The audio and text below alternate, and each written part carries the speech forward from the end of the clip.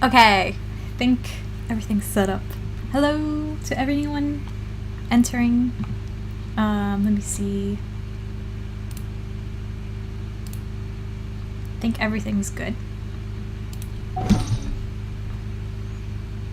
So, finally, Act 5 is out, and I can't wait. It actually teleported me here because I was around the area of the fortress of Meripede.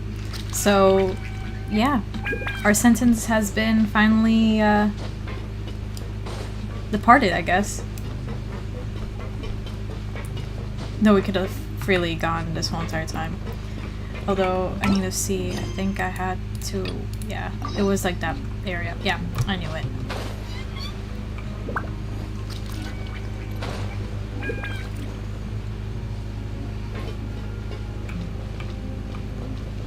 Before that, I would love to get FURINA after grinding. Please, sign here. This document will be effective immediately upon signing, and you two may exit the Fortress of Meripede via the regular channels. Yay! It's been so long since we've been to the surface. Let's hurry up and...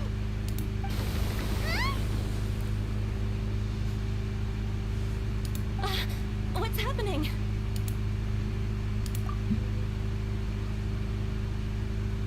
I'm fine, thanks. But I wonder what that tremor was just now. The water. Let's go ask the Duke. Or they're doing something like the buildings or something like that. Cause, you know, secrets. Let's go.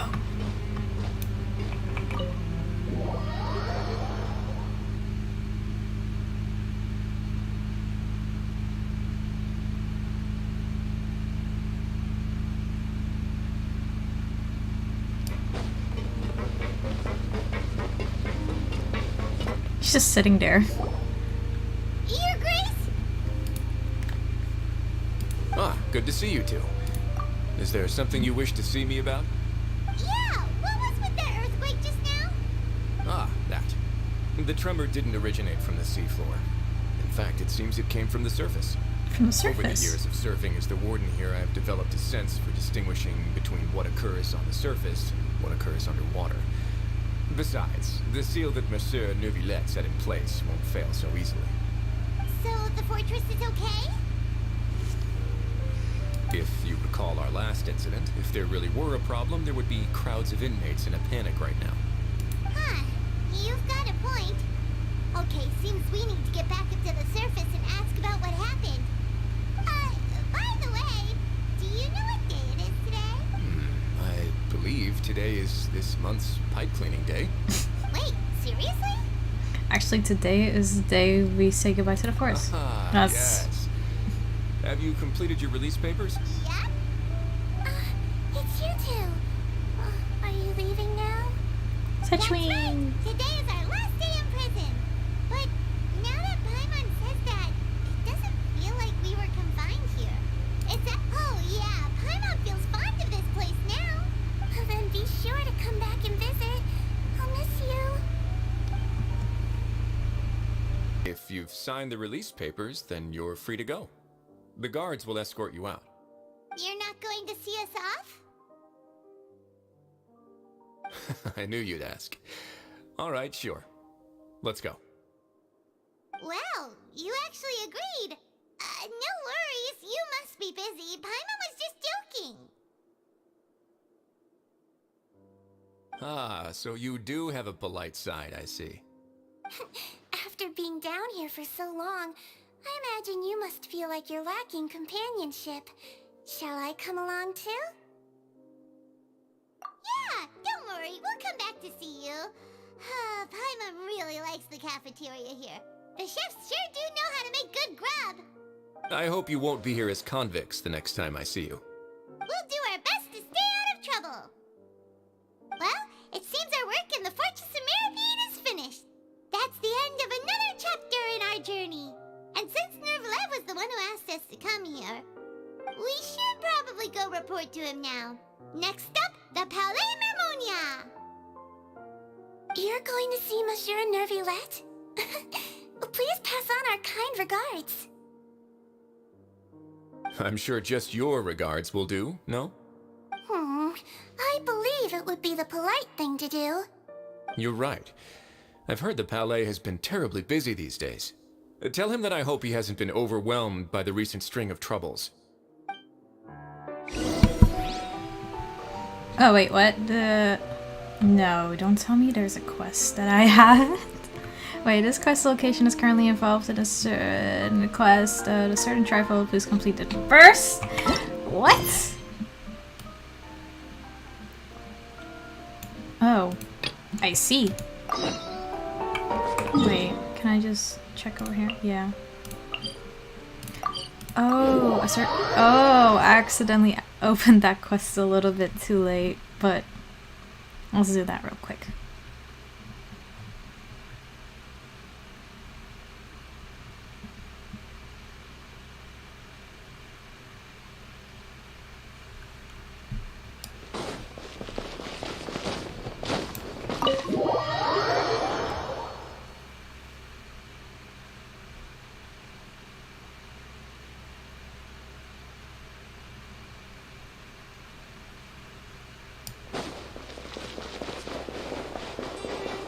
This poor dude.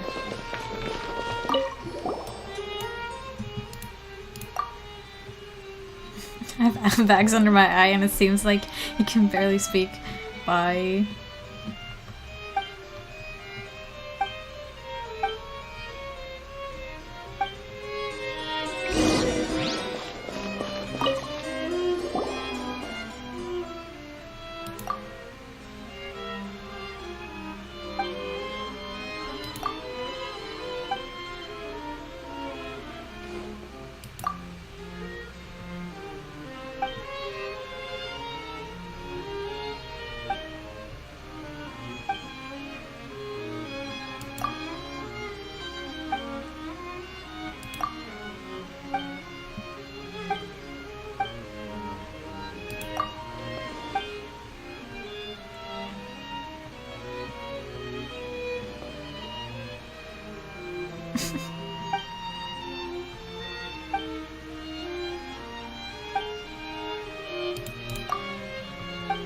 Just want to get this done.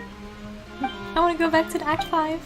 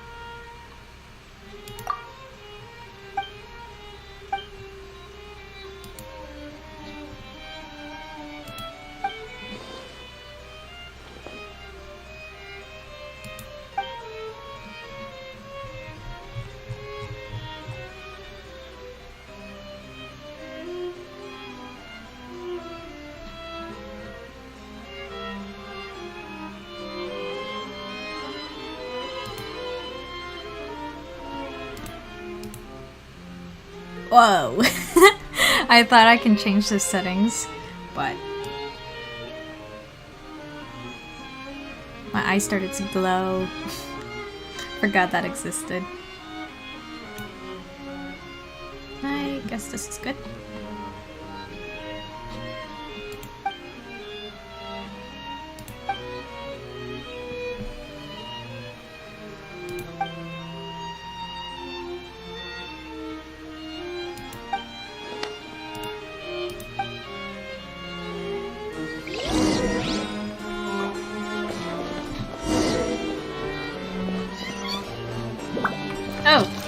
Wait, that was the only thing I had to do, but it's still... Oh well, that means it's technically out of the way. The Palais Mermonia sure is buzzing with activity today. Halt! Huh? Oh, it's you two. Apologies. Monsieur Neuvillette did say you'd be welcome at any time. Excuse me. Would you mind helping me take a look at this report? I'll be right there. Sorry, I've got my hands full here. You can see yourselves in. Everyone's so busy. Seems a lot has been happening.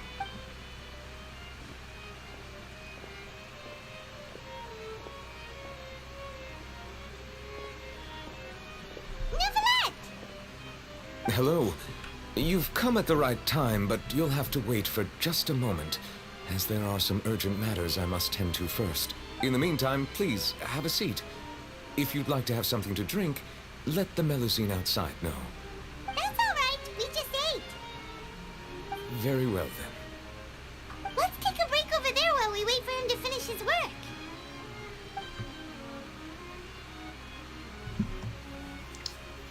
We wait. It's always so awkward. Just trying to focus. All right. That should wrap things up for now. Are you done with your work? Yes, sorry to keep you waiting. Today should be the day you were released from the Fortress of Meripede, and it appears that you have managed to complete all the release paperwork. That's right, and we came here to see you right away.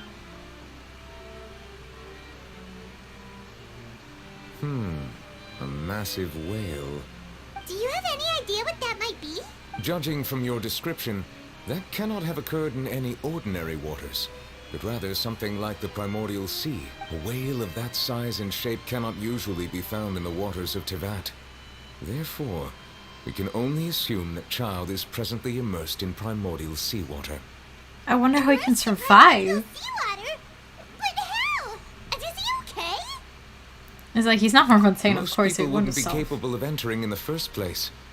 I'm not completely sure how he could have gotten there myself. Yes? What is it? Like, what was the tremor we Oh, felt? right. Paimon felt it too. We asked the Duke and he said it wasn't from underwater, so we figured you might know something about it. It turns out that I have just received a report about this particular matter. In fact, that's exactly what I was busy with a moment ago. The source of the tremor was here on the surface near Poisson. After the shaking stopped, the water levels in the Poisson area rose at an alarming rate. The water levels rose? Oh no! What about all the people there? Fortunately, the water levels only rose for a short period of time, and have already returned to normal now. However, I still have a bad feeling about the whole phenomenon. If the change in water levels is connected with the leaking primordial seawater, then the situation in Poisson may be much worse than it appears. Nadia should be in Poisson, right? We need to go check on her! I would also like to go there as soon as possible, but I'm afraid I can't leave just yet. We must immediately formulate disaster prevention plans for the surrounding coastal areas to avoid potential catastrophes. I'll have to ask you two to go to Poisson first. I'll meet you there to check on the situation once I finish things here. There's no time to lose! Let's get going! Vaminos! Please be careful.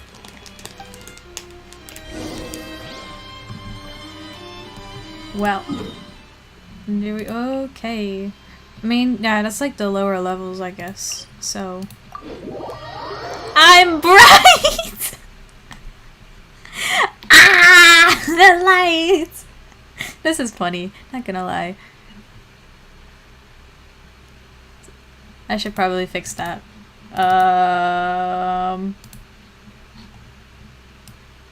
Then I have to lower it? Oh, guess I have to do... You know what? Off. I am not doing it.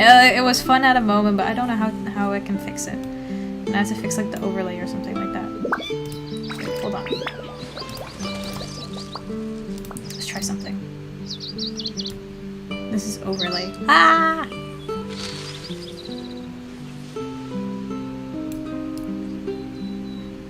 Difference between smoothing. No clue.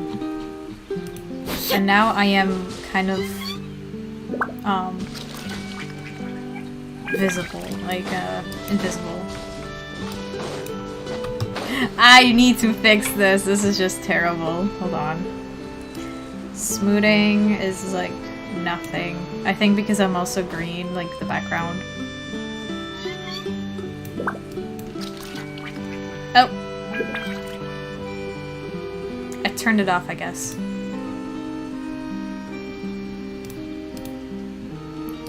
Window.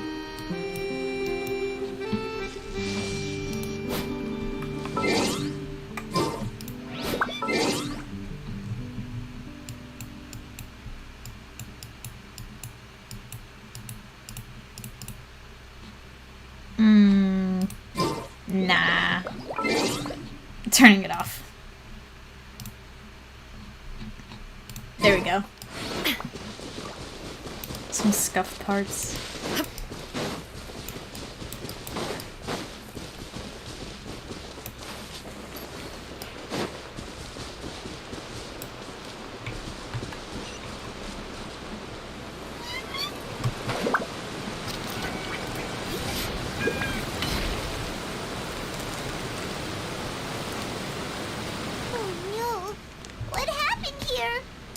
Oh, whoa.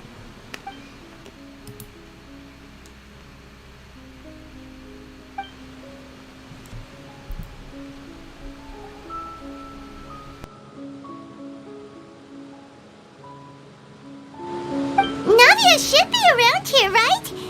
We need to make sure she's still... Paimon means we need to check on her.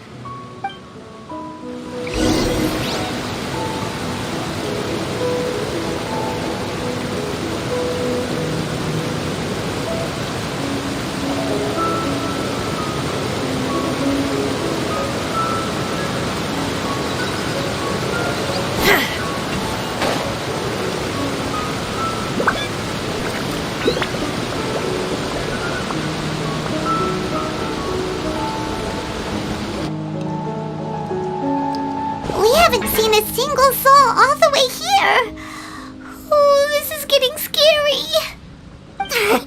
What will I ever do now? Look, there's someone on the roof over... Just stay put! We're coming up! Watch your balance! All right, just hurry.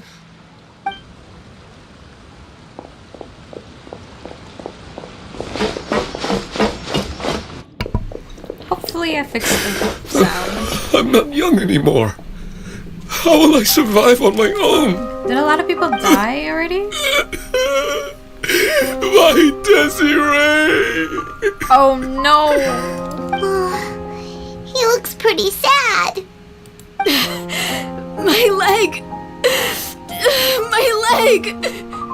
How could this have happened? It hurts! Just hang in there. Help is on the way. You can hold my hand if it makes you feel better.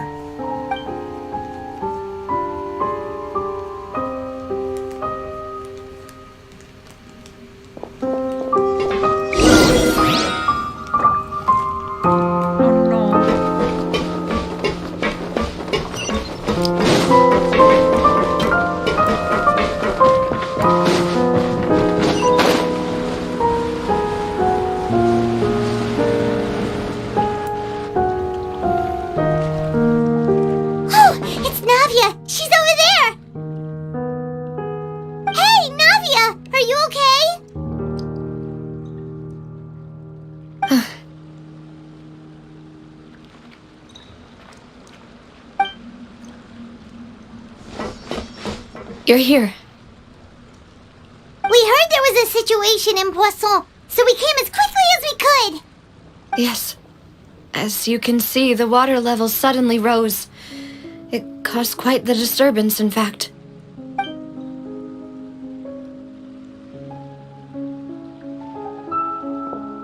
Demoiselle! There was a wounded resident next to a building southeast of here. We've already transported him to safety, but we've run out of medical supplies. He's wounded? How badly? He fell, so it's probably a broken leg. He's pretty shaken up. When the water level rose, he desperately climbed up to the roof. Once the water receded and he saw the ground, he became terrified and eventually...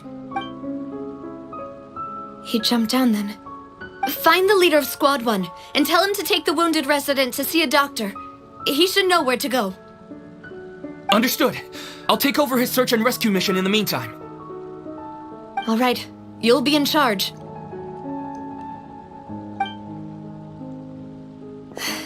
I'm sorry. Where were we? The situation in Poisson? Right. Allow me to explain. A little earlier, we suddenly heard a loud noise.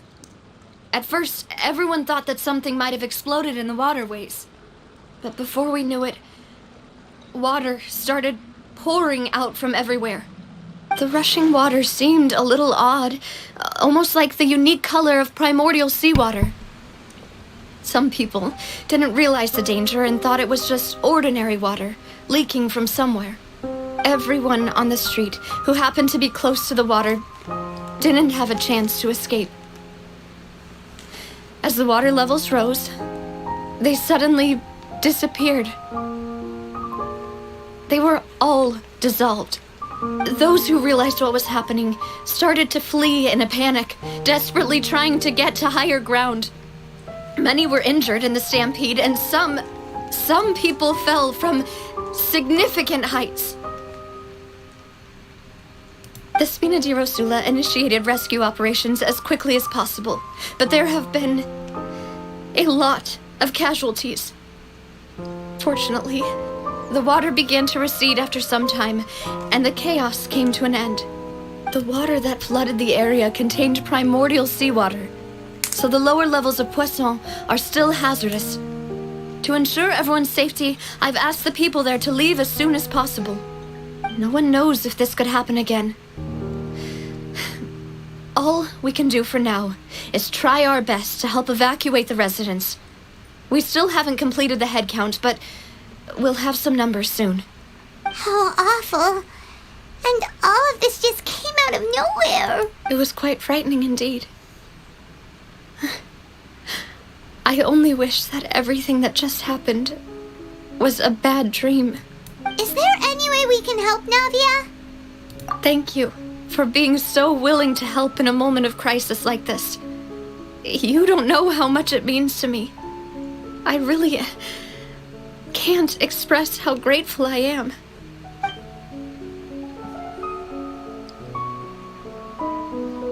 Don't say that, Navia. That's what friends are for. Yeah, by the way, where is Melissa and Silver? I was wondering where they were. No, in her eyes. Demoiselle! We've got a situation here! I'll be right there. Sorry, I need to go for now. And out she goes. Seems it might be a while before she can take a break.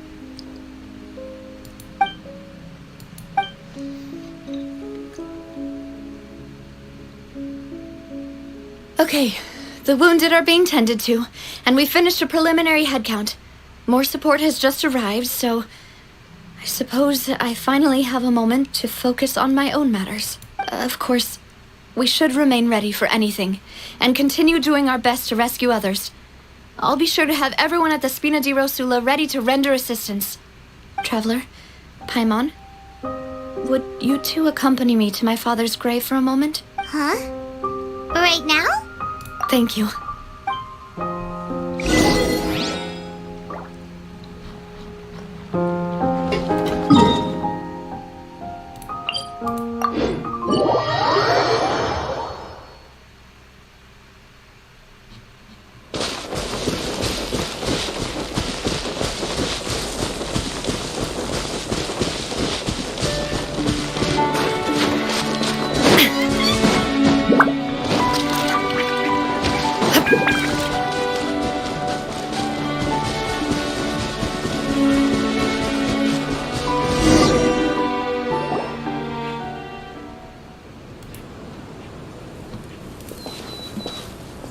Not a lot of people here, huh?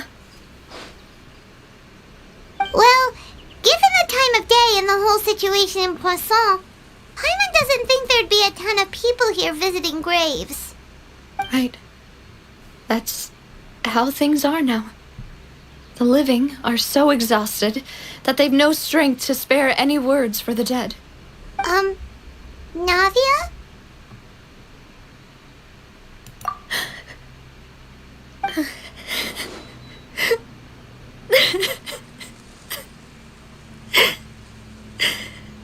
Navia, what's wrong? sorry. I just...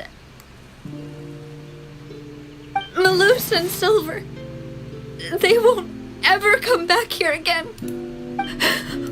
What should I do, Papa? No. Huh? No. What happened to them? Everyone agreed on the rescue plan, but still, I was the one who initiated it. They were helping evacuate the residents, but they couldn't leave in time. And they were caught in the seawater.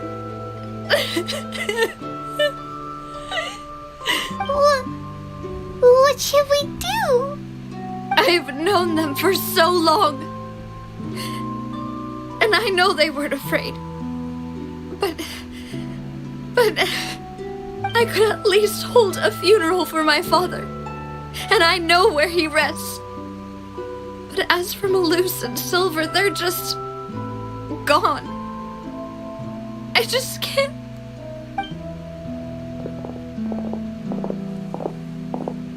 Everything looks so clean after it rains. Even the gravestones. I didn't expect that you'd enjoy a glass of red wine in front of Master Callus's grave. I can understand. Besides, the scenery here isn't half bad. See, it's not just me. I always want to bring something when I visit Papa. Perhaps we might even have a picnic. He wouldn't be angry, would he? How could Master ever be upset with you, demoiselle? Yet the cemetery is the home of those who have passed, is it not? Everyone ends up here sooner or later, no matter who you are. Buying yourself a plot in advance, are you? No need yet. But when I do, I hope you'll let me be buried beside Master Callus, demoiselle. Hey, stop joking around. I'm quite serious. That way, it'll save us both the trip to see each other whenever you visit your father's grave. That makes sense. In that case, could I be buried on his other side? After all, besides you, demoiselle, the two of us could certainly be considered Master's closest companions, no? Personally, I believe we fill those shoes just fine. Why are you bringing this up all of a sudden? Seriously. All right. I'll remember your requests. But I'd really prefer not to talk about this stuff. And what do you mean by saving me a trip? I'd make the journey even if I had to visit you two somewhere else. I'd promised to let them rest in peace here. But here I am breaking that promise. I'm sorry for letting you see me in a mess like this. I don't usually cry, really. Paimon doesn't know how to help you feel better. But, well, she understands how you feel. I had always thought I could make my wishes come true. But now that I think about it, that never solely relied on me. Many things can only be accomplished with someone else's help. Malus and Silver have helped me so much. But by contrast, I could do nothing for them. I'm so sorry. You can spend as much time as you need here, Navia. We'll stay with you. Thank you.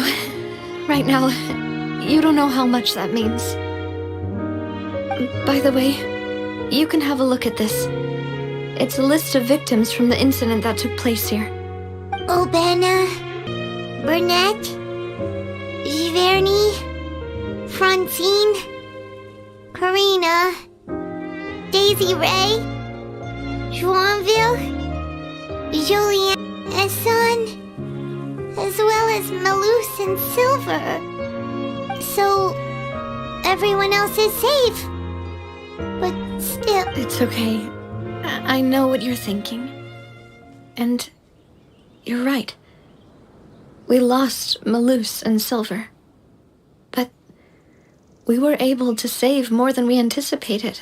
The overall outcome indicates that the cost was worth it. Right.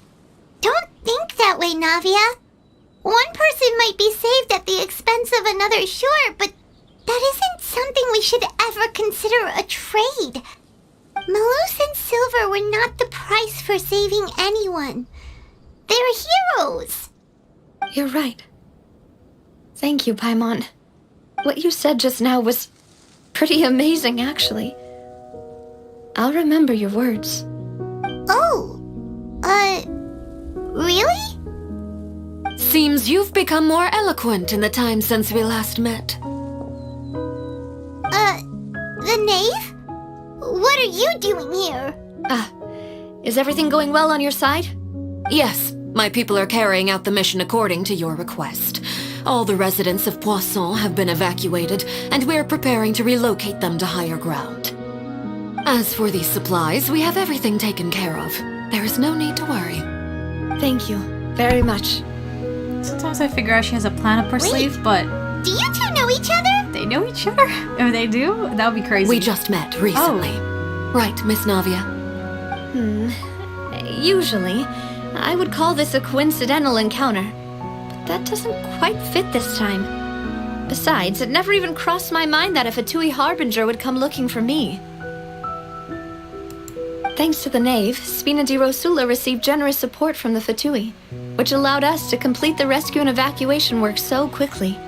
Mutual aid is essential to fostering positive developments. We were already in the area, in any case, so it was nothing. That said, I must say that you're a lot sharper than you let on. I'm sure you understand what I mean. I apologize for all the ways in which I tested you previously. We've never worked with a Fatui before, and it's extremely important for us to know who we're working with. My subordinates have reported that Fatui soldiers have been observing water levels and taking head counts in various locations.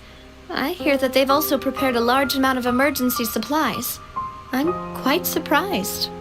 This is nothing to brag about, nor do I intend to.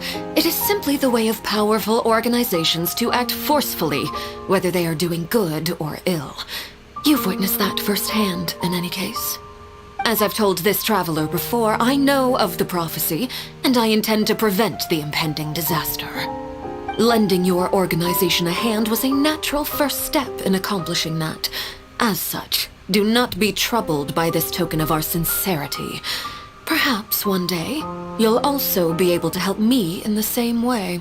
Without your help, there would have been many more casualties.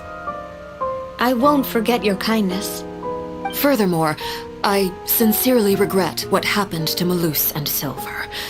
I only wish that my people could have arrived a little earlier to prevent this from happening. Don't say that. You and your subordinates did everything you could. As Paimon said, Malus and Silver didn't choose to sacrifice themselves for any specific person. And they weren't the price paid for others' salvation. They chose to become heroes themselves. I've never liked hearing people put it that way. It's like trying to relieve pain by saying some noble-sounding words. But right now, there's nothing more suitable. They really did become heroes. You're right. I'm sorry for your loss, Miss Navia.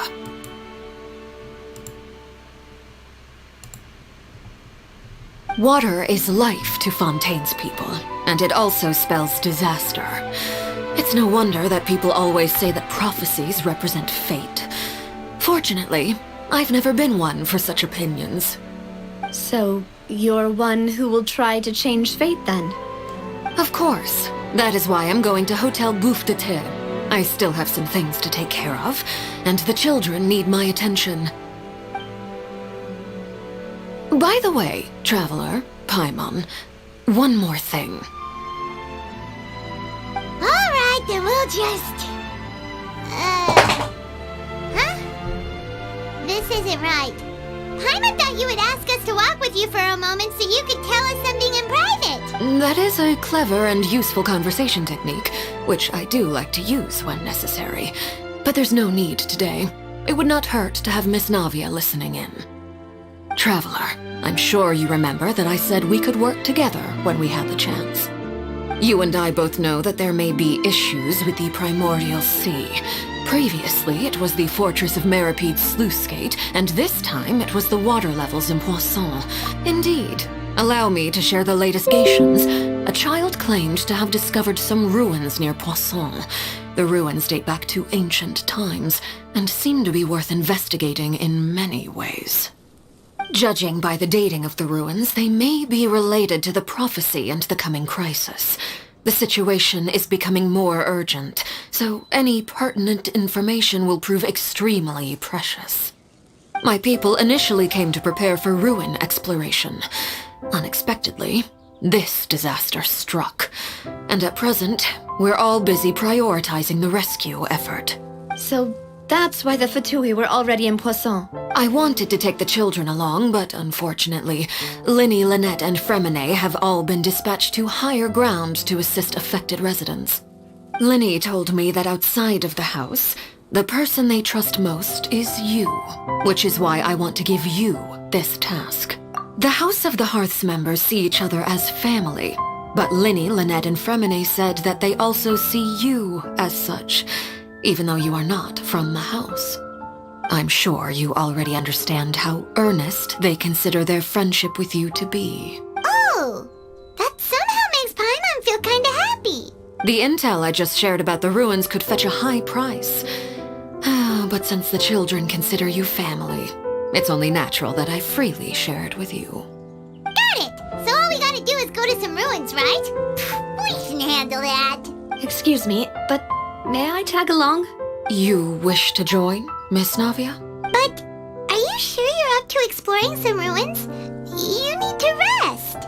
Well, I'm sad, yes, but I can't just go back and plop myself into a chair by the roadside and do nothing. There's no point in being depressed while we still have a disaster on our hands. As my father's successor, I must live up to the hopes he had in me. Besides, I'm also doing this for myself. I need something, a distraction, to keep my mind off Malus and Silver.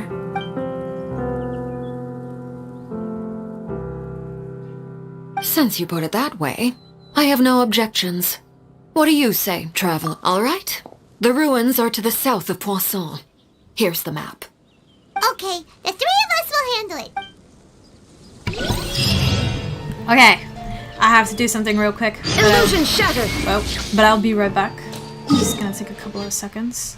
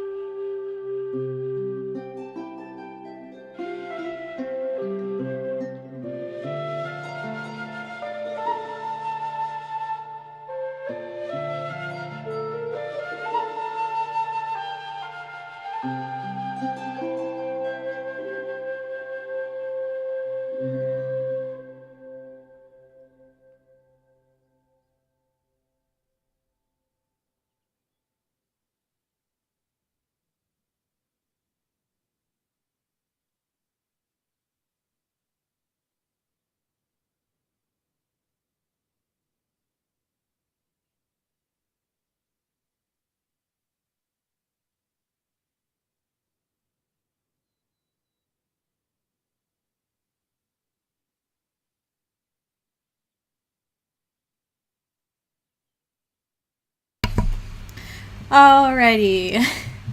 Let's see. Just now I need to do all of this. I've heard, while I was adventuring, I think a bit yesterday, I came across an NPC that, is really strong. And then I heard there was like another one called Rocky or something like that. I don't know where he is precisely, but I'm curious because they say he's also strong. So hopefully I don't come across him when I do the quest. That I just, if he's in the direction where I have to be. And hopefully the internet works well because I'm having issues.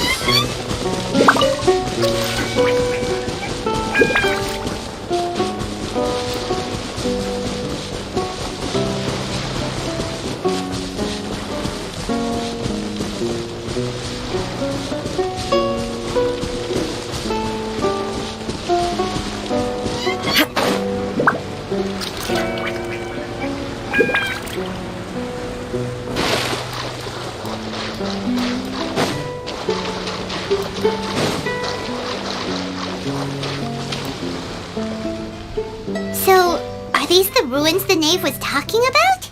They seem to be pretty ancient already. Let's go in and have a... Just be careful. Yeah, you too, before you fall. Hopefully, because like in the trailer. Let's do this. Completed. The guide.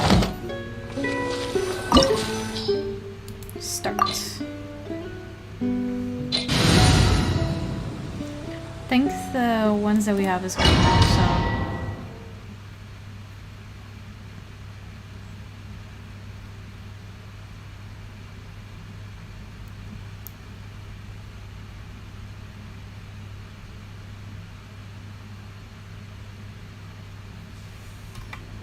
Alrighty.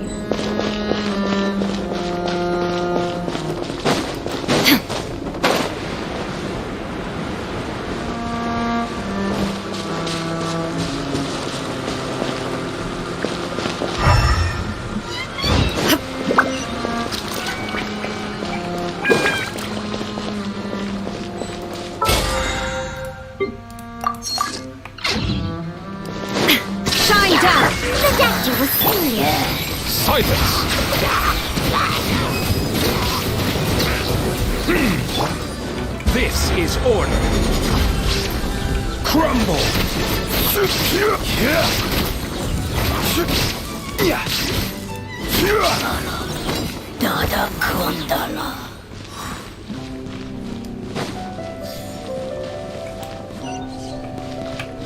So I'm just looking a little bit too much because I'm like looking for chests to see.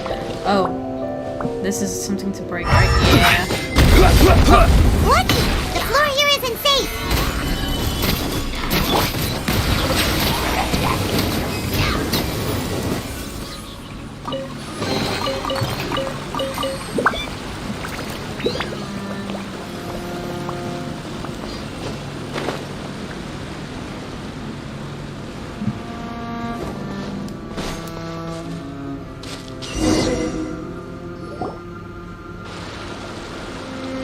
This place has also been contaminated by primordial seawater. Yeah. And a lot of it, too. A Fontainian would most likely dissolve the moment they fell in. Danavia, don't say those things. Right! You can't go down if there's primordial seawater. It's too dangerous and it won't be any help for you to just stay here. Don't get my mind wrong. We're not saying you're useless. It's just that... No, you're right. I can't do anything in this situation. I'll leave this to you.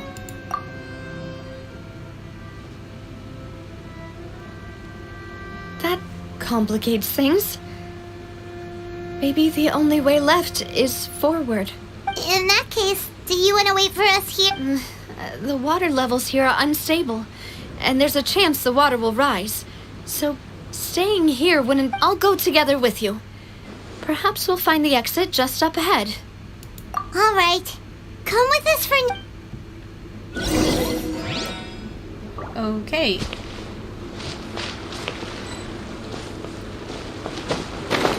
Oh no, it's a dead end! Let's try climbing over from the side. What will happen if we go into the water? I'm curious. Whee! Aw. I thought something dramatic will happen. Anyway.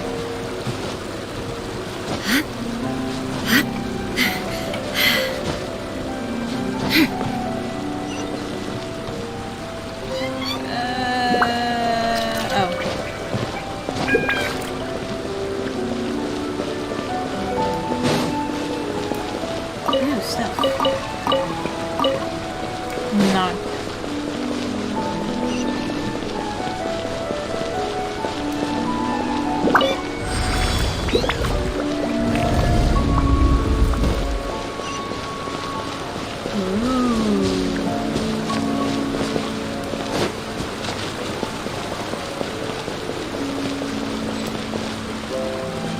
Whoa. Okay. Wait! There's something wrong with this bridge! Run! Nah, come on, I couldn't make it. Here she fell.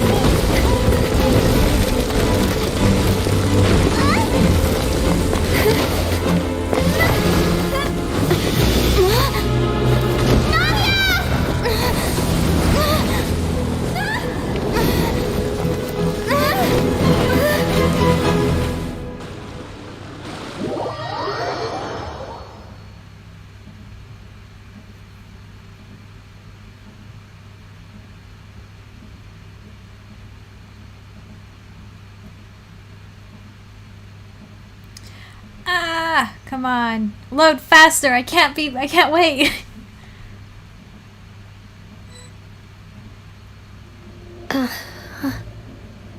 Huh? Demoiselle? No. Demoiselle, what are you doing here by yourself? Would you be standing here till dark if I hadn't come to get you? Maybe she just wants some time to herself, Malus. Oh. Was I sleeping? Yes, it would appear so.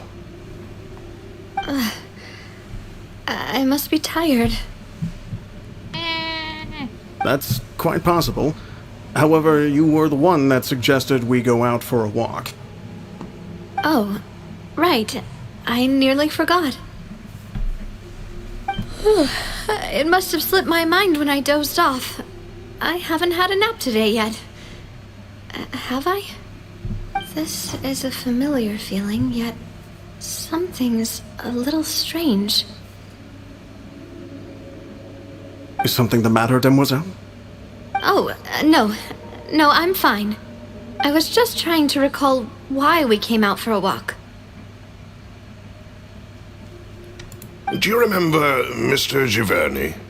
He'd requested our help before with foreign merchants who had a debt dispute with him, and we'd resolved the matter not long ago. We were headed to see how things were going with him at the moment. Ah, right. Yes. I remember now. Oh, Miss Navia. Ah, Mr. Malus. And Mr. Silver, too. It's good to see all of you. This is what happens before. How the have you thing, been? right? I've been great. Thanks to your help, those bothersome merchants finally realized that I wasn't the one they were looking for. Why, they were knocking at my door day and night. Even my neighbor, Obina, was getting fed up with them. Sometimes force is required to calm someone down and get them to listen to what you have to say. That's right. Oh, by the way, Burnett, what was it that you wanted to give to Miss Navia again? Oh, yes. Miss Navia, these are some flower seeds that I prepared. Please take them. I don't know what we would have done without your help, so this is a little token of our appreciation. I hope you won't refuse. Ah, did you cultivate them yourself? Why, we can have as many pots as you'd like, demoiselle. Perfect. In that case, we'll swap out some of the decorative plants for some of Mrs. Burnett's flowers. Very well. Wait. Something seems to be off here. Excuse me, madam. If I'm not mistaken, your name is Burnett. That's right. Is something wrong? No, it's nothing. This is the first time we've ever met, but your name seemed familiar to me. I must have heard it when I was... I've heard this name before. Sometime recently, I'm sure of it. And why are there so few people around here? Where did everyone go? Did she get... We must mind the time, demoiselle. We still have important things to attend to today. Did she really get into the primordial seawater? We do? Well, now, Miss Navia, here you are. I've been looking for you. Please, come to the Opera House. Your trial is about to begin. My trial? Wait, why would I need to go to the Opera House? Yes, she's right, demoiselle. It's just about time now, so we should get going. Okay, what? All right then. Something is strange. Did we save her in time though? Or did she touch the water by accident a little bit? At least? I don't know. I need to know.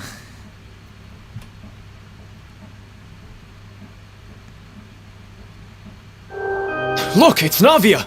She's here! And her 2 attendants are with her. Goodness, everyone's finally here. You can see that that's There water. sure are a lot of people here to see the trial. And they all seem to be oddly excited. Karina, Desiree, Joyville, Jolien, Essen. Why are so many And as for the judge... Neuvillette is not there. Where's Mr. Neuvillette? please sit in the defendant's seat. Don't worry, Silver and I shall accompany you. All right. But are you sure you can stand behind me? Typically, it wouldn't be allowed, but... Okay, this is really weird. What kind of place do they think this is? Come on, do they have any idea what they're doing? Seriously. Enough with the whispering! Could someone please tell me what... My dear Miss Navia, have you not yet realized what you've done? As all here know, you are Master Callus's successor, the head of the Spina di Rosula, someone held in high regard by every soul in Poisson. After you took over the Spina, you treated all of us just like the late Master Callus had. If anyone in need reached out to you for help, you responded. Not only you, but your butler, your subordinates, nearly everyone in the Spina di Rosula fought for the well-being of those in Poisson. So she did good? Wait a moment. Aren't you just proving that I'm a good person? Exactly. Yes, correct. Absolutely right. And that is why you stand accused. You have helped so many people get through so many difficulties. You are one with us. We are inseparable. We are one big family, all of us who are from Poisson, inextricably linked. And with you being so important, we couldn't possibly do without you. Therefore, this fair and honorable court shall declare you guilty, and you shall stay here. You will be together with us forever. Huh? What are you saying? Everything you have said is correct. I have indeed done a lot for my hometown, and I would be willing to be with you all, but what is the purpose of having me stand here like this? What is there to discuss? Ah, well, if that's what you think, then I have no further comment. How wonderful, Miss Navia! I know all these people. Why are they laughing? I seem to remember now. Yes, I get it. This trial is... Oh. Wait just a moment. This isn't right! Melus and Silver, they're gonna figure out that... Melus? What was that, Mr. Melus? Our conclusion is very clear and unanimous. Let the court judge her now. She's guilty! Stay here, Navia! You're one of us! Demoiselle, don't admit guilt. This trial means to keep you here forever. I wish to exercise my right to defend Our Lady. Mr. Joinville, you only know of Navia's goodness, but nothing of her utterly independent mind. She was born a free and independent spirit. She has never been tied down by anything. Indeed, even the death of Master Callus couldn't stop her. Her actions cannot serve as proof that she identifies herself as part of any group. She merely acted as an individual, extending her hand to help others. Please do not mistake her actions as being otherwise. Really? As an individual, you say? Don't forget, we are all Fontainians here. This is the nation of justice, the nation of Hydro. Even if Miss Navia only voluntarily rendered her assistance, that doesn't change the fact that her beautiful soul must return to everyone. Water accepts all, blends with all. It will surely accept her kindness. Everything is measured here in the nation of Hydro, and in the end, everyone shall meld together. Thus, when a unanimous opinion emerges, that opinion represents justice. Now I speak for everyone. Our opinion is consistent. Navia should stay. We and Navia are one. And you would call this justice? Preposterous. You are merely jealous that Demoiselle still has a chance to exist as an individual. Have you forgotten how much you all once longed to become individuals, to become independent? Do you mean to defy our justice? If your justice is flawed, then why should we acknowledge it? As you said, we can also have our own justice. Silver and I shall defend Demoiselle, and that is how we will enforce justice. Ugh, my head... It hurts. Demoiselle! Silver, it hurts. My head is spinning. All I can see is stars swirling in front of me. I remember now. Everything that seemed odd from the very beginning.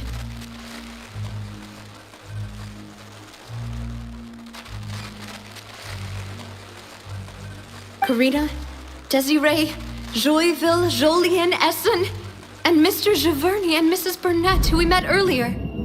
Even Malus and Silver. I don't want to admit it, but they're all dead. Don't be afraid, and don't admit guilt. We will protect you to the... Absurd! Who are you to say that she cannot be judged? We are the majority, and in the nation of trials, the majority is absolute justice. Don't let them escape! We shall keep Navia here with us! Mr. Malus and Mr. Silver, must you be so stubborn? How could the two of you possibly hope to stand against the collective? Do not resist. This judgment is fair and just. Navia belongs to us. After all that happened, she should not be left alone in Poisson. What are you saying? No more excuses. He says we're jealous. Jealous? How could she possibly be an independent individual? What's with these people? Who's jealous of her? She belongs to us. Miss Navia, she... Silence. Neverlet? Huh? That's... Where did he come from? Monsieur Neuvillette! Such commotion is prohibited in the court. The accusations you just presented are nonsense and cannot constitute a proper trial. The court will adjourn for the rest of the day. In this, I shall hear no objections from any unauthorized party. Our thanks, Monsieur Neuvillette. Please leave with me, Miss Navia, while there is still time. But... Go on now, Demoiselle. This is your only chance to leave this place. What, can't bear to leave us behind or something? Malus. My apologies. I couldn't resist making one little joke once I realized that this shall be our last goodbye. No. Malus. Silver. Quickly, you must come now. Goodbye, Demoiselle. Farewell.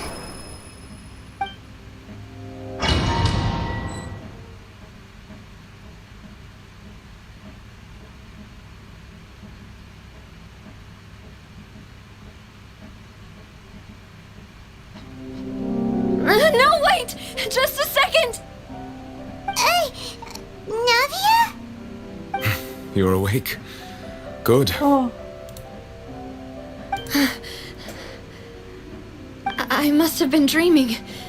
Malus and Silver were still alive, and they were defending me at some insane trial. It looks like you're all right. Did all the sad feelings cause you to have a nightmare? Paimon could give you a hug. The ruins you were exploring suffered a cave-in. When I arrived, I found you falling toward the water. He saved us just in the nick of time. You were just about to be dissolved within, but I... That's strange. What is it? I think I saw 2 Oceanids protecting you. It was only for a moment, perhaps even a fraction of a second, but they gave me the chance to retrieve you. Were it not for their intervention, I would not have been able to rescue you before your consciousness dissipated. Wait, did you say Oceanids? You mean like what happened with Vache? So they become Oceanids. Perhaps those 2 Oceanids were the people you saw in your dream. I always told them that they didn't have to protect me. To think that they'd keep doing so even after death. Please come with me.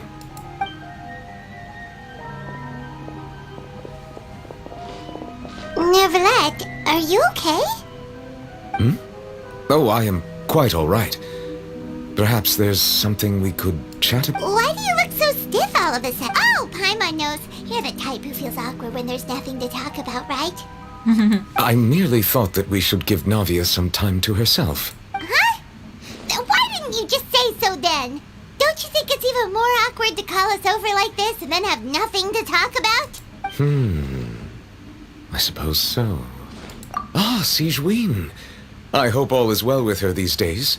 Her work in the Fortress of Meropide has not been too much for her, has it? No way, don't worry. She's doing fine down there. She's an amazing head nurse. I see. Well, that is good. I have always worried that Sigewinne would need a lot of time to understand the world of humanity, just as I have. Oh, and the Duke also says hi. Even though Sigewinne made him do that. Thank you. I have indeed been busy lately, and I also hope that everything is going well in the Fortress of Meropide. He still doesn't know what to talk about. Let's chat about something else then. So, Neverlet, you're probably quite the swimmer, huh? Yes, of course. This isn't going anywhere. Let's try something else. How did you find these ruins? Did the knave tell you? Yes, in fact. I had arranged to meet you in Poisson, but when I arrived, I discovered that the Fatui were helping the residents evacuate. They had even transported a large quantity of supplies to the area. Amid my astonishment, I ran into the knave, and we had a chat. She informed me that she had asked you to investigate the ancient ruins here. Yeah, we originally planned to meet up with you, but we thought you might still be busy with all those official documents. We didn't think exploring the ruins would take very long, and who would have thought you'd wrap things up so quickly?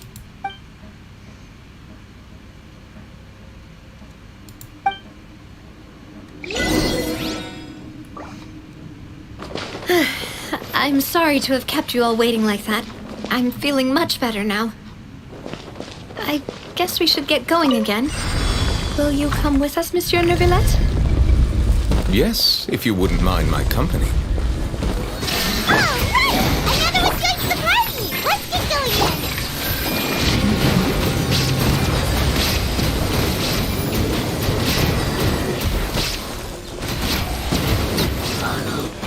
Dada Kondala.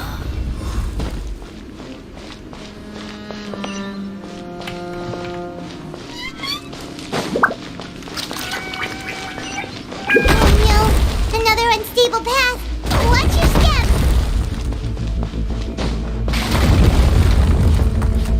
Oh, it actually breaks. Oh my god, I swear to god, if I don't reach on time.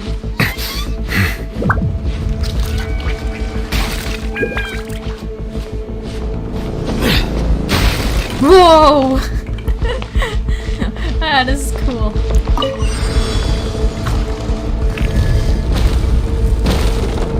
Alrighty. Crumble! Watch out! There are rocks falling over here! Settle down!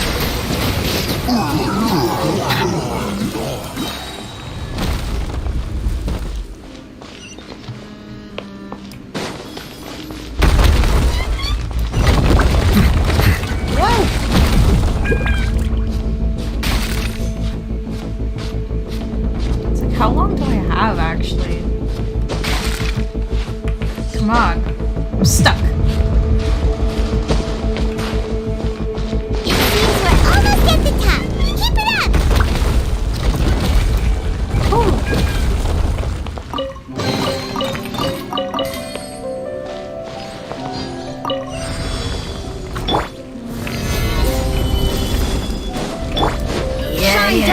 Mind the side effect.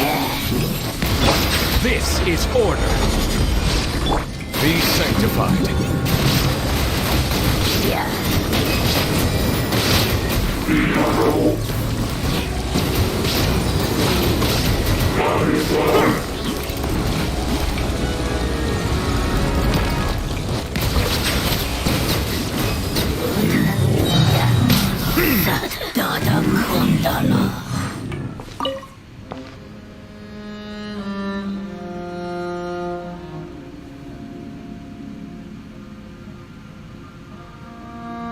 We can go on it.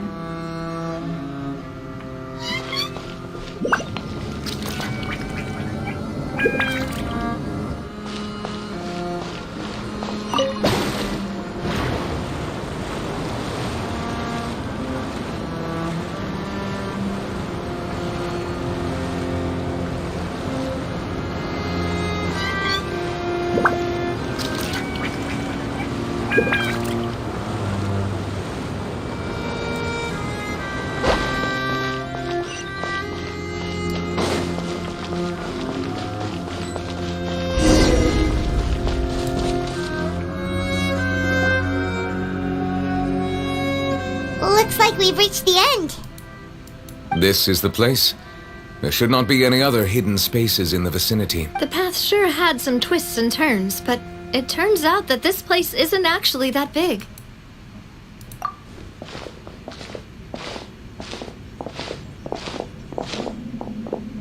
Oh. Stone slates.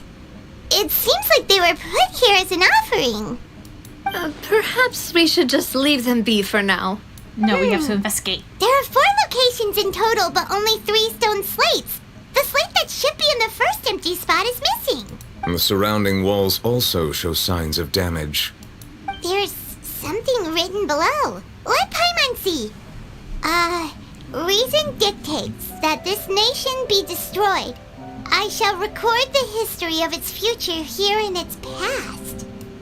It feels like someone left these slates and these words here for a purpose. But does he mean that Fontaine should be destroyed?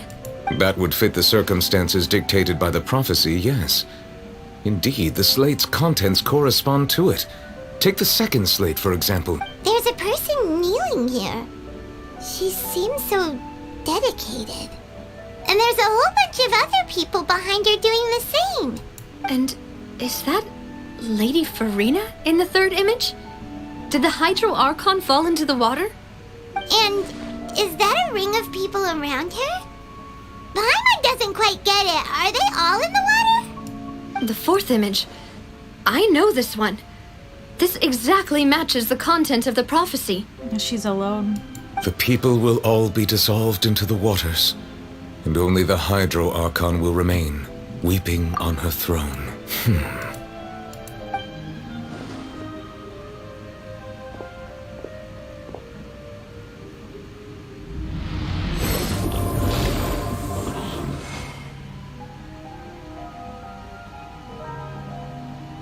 More information should be hidden in these slates, but I fear I cannot easily uncover it, most likely due to us missing the first slate. I am very sorry. Don't blame yourself, Monsieur Neuvillette. Deciphering ancient stone slates isn't one of your duties. Ooh, Paimon's getting the chills just looking at these slates. This says that it's the history of the future, right? That means the prophecy's sure to come true. I really hope it doesn't mean that. Still, Paimon feels like these images are kind of weird when you look at them together.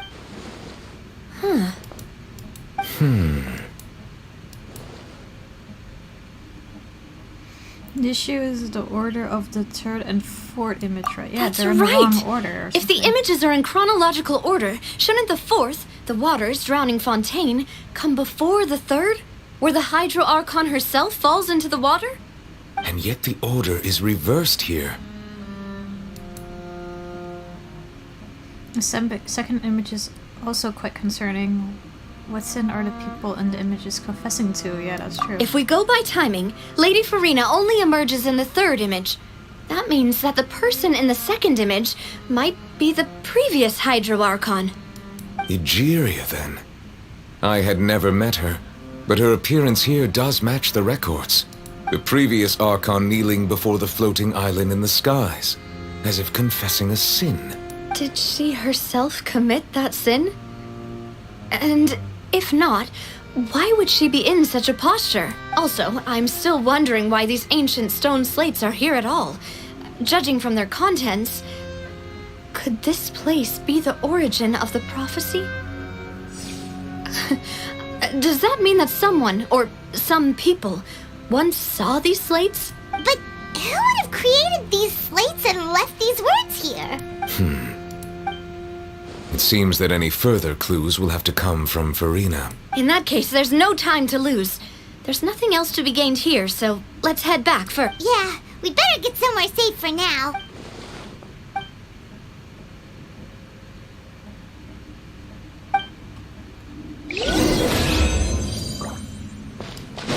Okay, well, FURINA has to do a lot of explaining, of course. I'm curious how they're gonna come up to the part where she has a trial.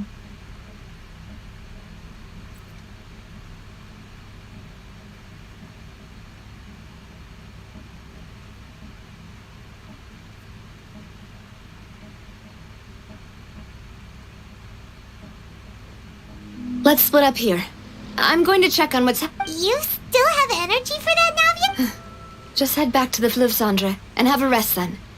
Thanks for keeping me I'll depart as well. Thanks for your hard work today. Rest well, everyone. Traveler, I will go talk to FURINA tomorrow morning to ask about the stone slates. I'm sure that you're concerned about this matter as well. If you have time, drop by my office. I will share the results of our discussion with you. Are you really gonna talk to her about this directly? Will that be a problem? Paimon's getting a little scared now that it's come to this. She has long been harboring secrets and will not give them up easily, which makes it all the more my duty to ensure that she understands the present situation. Alright, we'll leave it in your hands then. You're probably the best person to talk to her anyway. I will be carefully considering my words tonight. Traveler, Paimon, our safe house at the Fleuve Cendre is always open to you as ever, so please don't think you're an imposition. All right, I'll be on my way then. All right. Now in a little depart, you don't probably have to spin Roselle base. Man. I'm not even teleport. Does it for myself. We're finally back! Welcome back. We've got a special menu prepared for you two tonight. Yay! And there's good food too! No, the boss is the best. Ooh, desserts! Nice! These are all Paimon's! Paimon's already starting to forget what happened today. Oh yeah, Mona. Oh, that voice. Is that who I think it is? Huh? It's you two. What are you doing in Fontaine?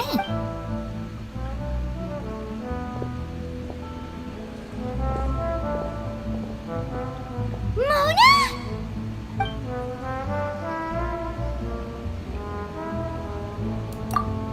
Seriously, nobody just uses a scry glass whenever they've got time to just see who they'll meet on the road. Still, we didn't expect to see you here. Wait, you're not a Fontainian, are you, Mona? Well, I have some business to attend to here, so I booked a hotel in the city. I was just out for a stroll when I bumped into you. Quite unexpectedly, if I might add. Why did you think I was from Fontaine, though? Is that because Magistus doesn't sound much like a Mondstadt surname? Yeah, let's go with that. Well, I used to have my own surname, which was, well, some other thing. Either way, the old hag told me when she took me as her disciple that the first step to being a great astrologist's pupil was to change that name. There was nothing for it, really. She really is amazing at astrology, so I changed my name to what it is now according to her wishes. To my surprise, however, Megistus is not the name of some ancient house or clan. It isn't? Nope. Although it is used by us in place of surnames, it generally just means great. Wow! Imagine including a boast in your name. Wait, are you gonna have to put that into your genealogy as well? I reckon so. In any case, I'd give my disciple a name like this as well, if I were to take one. Astromancer Barbeloth Trismegistus. Whoa, that's a long one. Does it also mean great or something? My name means Mona the Great Astrologist. As for the old hag, hers is, in plain speech, the thrice as great scholar of the stars. Just take it as a title specific to astrologists. Thrice as great? That's so petty. I know, right? That's just how she is. She used to call herself Megistus, actually, but when she took me in, she changed her name to Trismegistus. Talk about excessive. Megistus is thus the calling card of our school, so to speak, which makes it about the same as a surname. It's all right if you don't get it. You can look into it further should you need to study astrology more deeply. That sounds terrible! But anyway, you're not Fontainian, are you, Mona? You're from Mondstadt, right? Well, I was born in Mondstadt, yes. My parents migrated to Dorman Port, and I traveled with the old hag for a while, after which I settled down in Mondstadt City. Oh, that's a good thing then. At least we know you won't be dissolved by Fontaine's waters. Speaking of that, I'm sure you're aware that a bunch of things have happened here in Fontaine, right? I know you're not a local, but I'd avoid getting too close to any water that looks strange all the same. There's something ominous about it. Well, the water, I mean. That was the main reason, yes.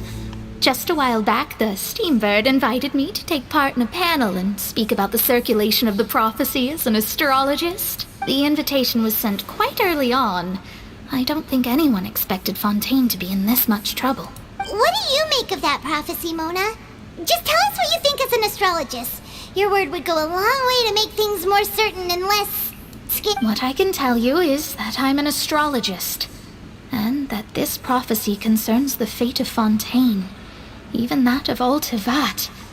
Ascertaining this is akin to reading the fortune of the whole world. I'm afraid that this is not something that just anyone can do. If I could do it, you would no longer call me an astrologist, but a visionary. But on the flip side, the prophecy is so huge and powerful that it must surely come from a powerful visionary. Its contents involve the fate of the world. Disregarding it would be a mistake. A visionary? Sounds really powerful and all, but does such a person really exist? Of course. The old hag could do it, and I'd bet there are others amongst those Hexenzirkel colleagues of hers who could do something similar. All right, I'll help you. It isn't often that I see you with such a serious look on your face. I'll tell you once I hear back from her. Thanks, Mona. You're amazing as always. Oh, well, this is something only I can do after all. So yes, your praises are quite welcome. That's the greatest of astrologists for you! Of all the people we know, you know the star's the best! Indeed, indeed. That's the spirit. Oh, sorry. I came to see what all the commotion was about. If there's anything you need, do not hesitate to inform the Spina di Rosula. Oh, whoops. Guess we were getting a little too carried away there. Well, I'll go tend to my own business now. If I receive any news, I'll be sure to come find you to it. And there she goes, quick as rushing water. And here we are with the Spina guy giving us suspicious looks. If Paimon hadn't spoken for you, it'd be you getting all the weird looks. That's more like it.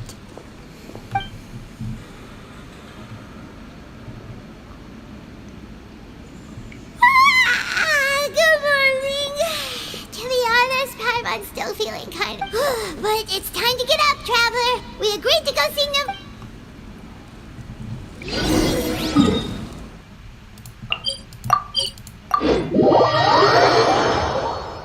Wait, before we do that,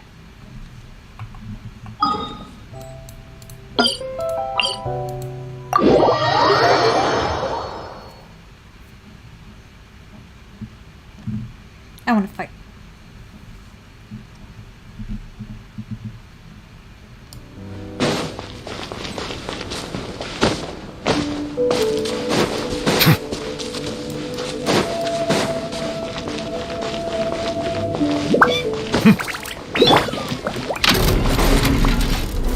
Stabilize!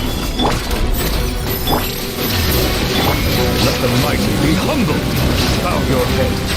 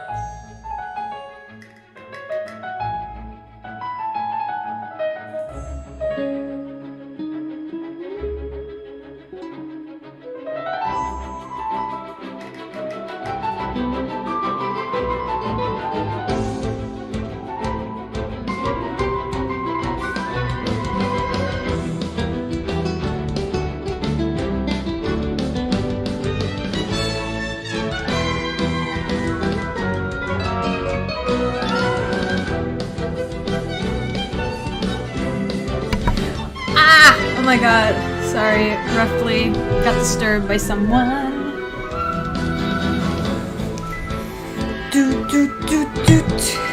Alrighty.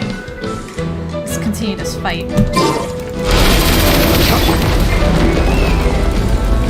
doctor was sealed. I will have order. Solidify. Torn to oblivion! Bow your head.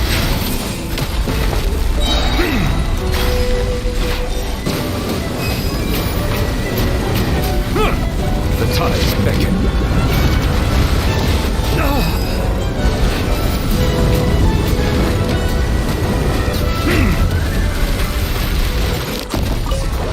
Alrighty. Need to also collect these. Well, I need one more. I just need one more. Because,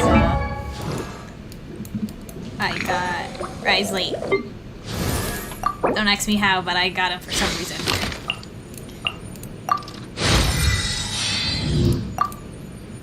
These actually give a lot, though. One more. Shiny, just one more. Alrighty. Let's see.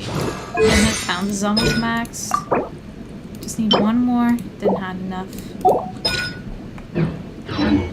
That. Melusines are beautiful creatures. Oh! There is something new here. Nice. Nice, nice, nice. Alright. They are the pride. Let's go and see Nivelette.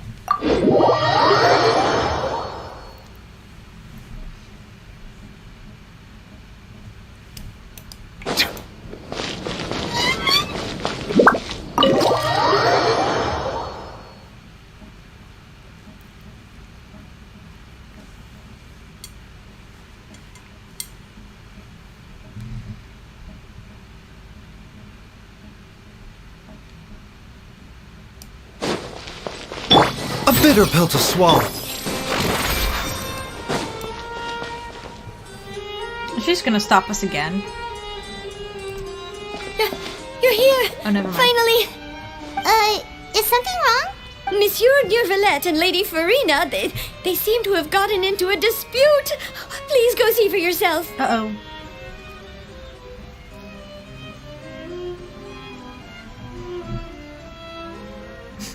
Like I said, I've already explained everything. And yet the problem has not been properly solved. There is little space for excuses between us. It is not my intention to offend you, but please, tell me where you stand. You are the Hydro Archon Focalor, are you not? She's Look not. at this. This is a list of the victims from the recent Poisson incident. It's strange because she is not Focalor, but... You mean... they're all... They're all We dead. did not arrive in time to avert this disaster. Some of them And are I dead. will not have it happen again. I will say this once more. You must tell me everything you know.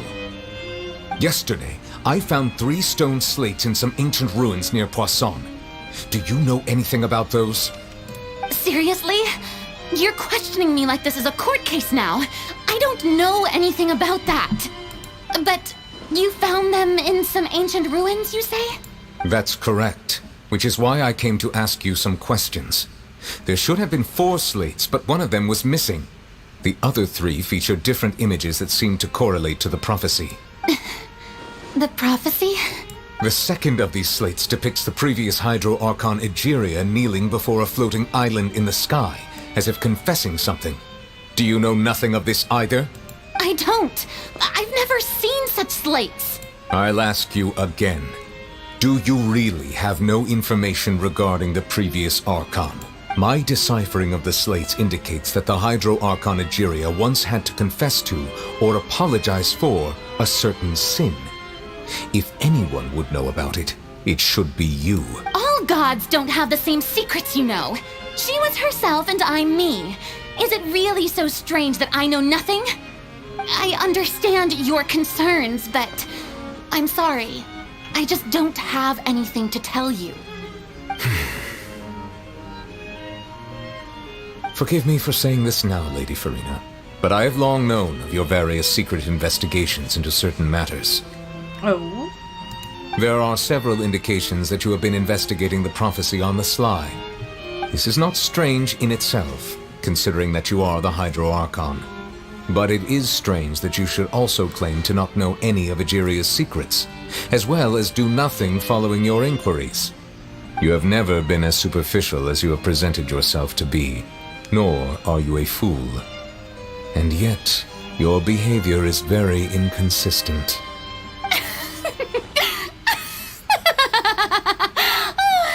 So you've been watching me all this time, have you? I didn't think you were that type. You... Well, since you know about my secret investigations, then you should know I'm actually working to take care of it. There's no point questioning or suspecting me. You're the Eudex, but you're still my subordinate. You should be following my lead. Just trust in me, you're Archon, and do as I say. Never mind whether you can truly convince yourself to or not. It'll all turn out fine. The way she's saying it is not fine. That's all I have to say.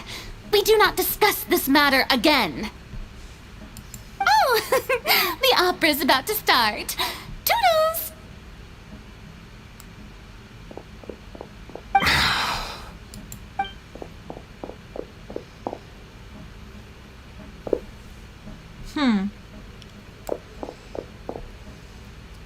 Did FURINA not notice us standing by the door? Wonder what's up with her. I assume you've been outside for a while now? Oh! You noticed! Seems FURINA didn't even realize we were here. She was in a great panic, though I cannot discern the reason. Our discussion reached impasses time and again, a state of affairs that we cannot allow to continue. Still, I do not understand. Dialogue is the basis for understanding, so why did she keep refusing to engage?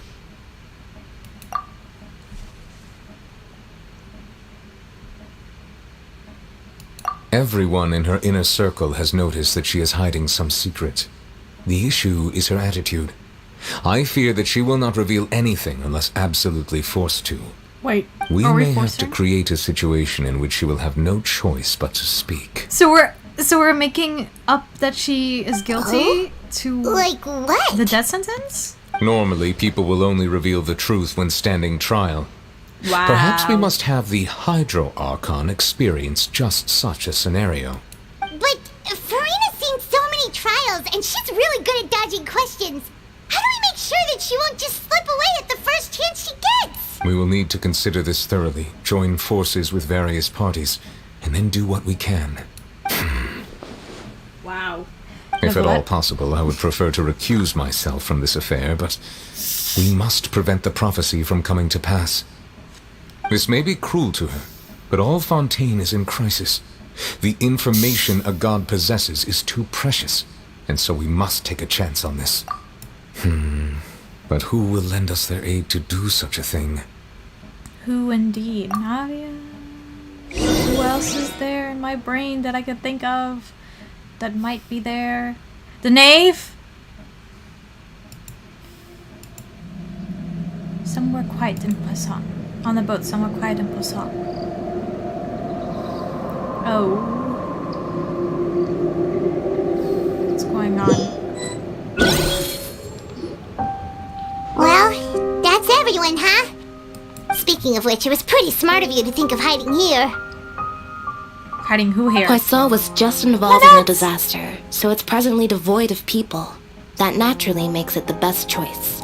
And here you are drinking tea like it's the most natural thing in the world, huh? That's what families should do. Sit and enjoy a leisurely time together. It's nice to enjoy tea here, you know? Care for a cup? Lend me your ears, everyone.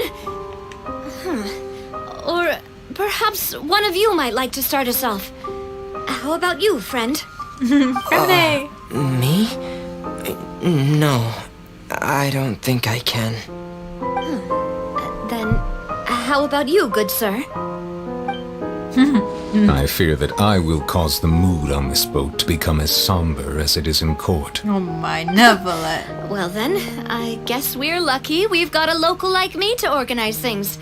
Wonderful, the spotlight at last. I guess I'll be facilitating things from here. That was a little long-winded, don't you think? Oh, you might be right. Anyway, to cut to the chase, our friend here, the Traveler, has brought us together to discuss something. As for what that is, well, let's start by saying that we'll be pooling our efforts together to create a series of traps. Oh, how intriguing. Well, it's just an expression, really. One that I just learned from Chlorand, and used on the spot. So, let's invite her to explain in detail. A round of applause, please. Huh? Didn't you say that you would be facilitating this? Oh, come now. Your work doesn't involve much public speaking, right? This is a good chance to practice. You might even pick up some fancy oratory tricks to impress your boss with in the future. I see. And what does my boss say? He is glad that you consider him your boss. Do go on.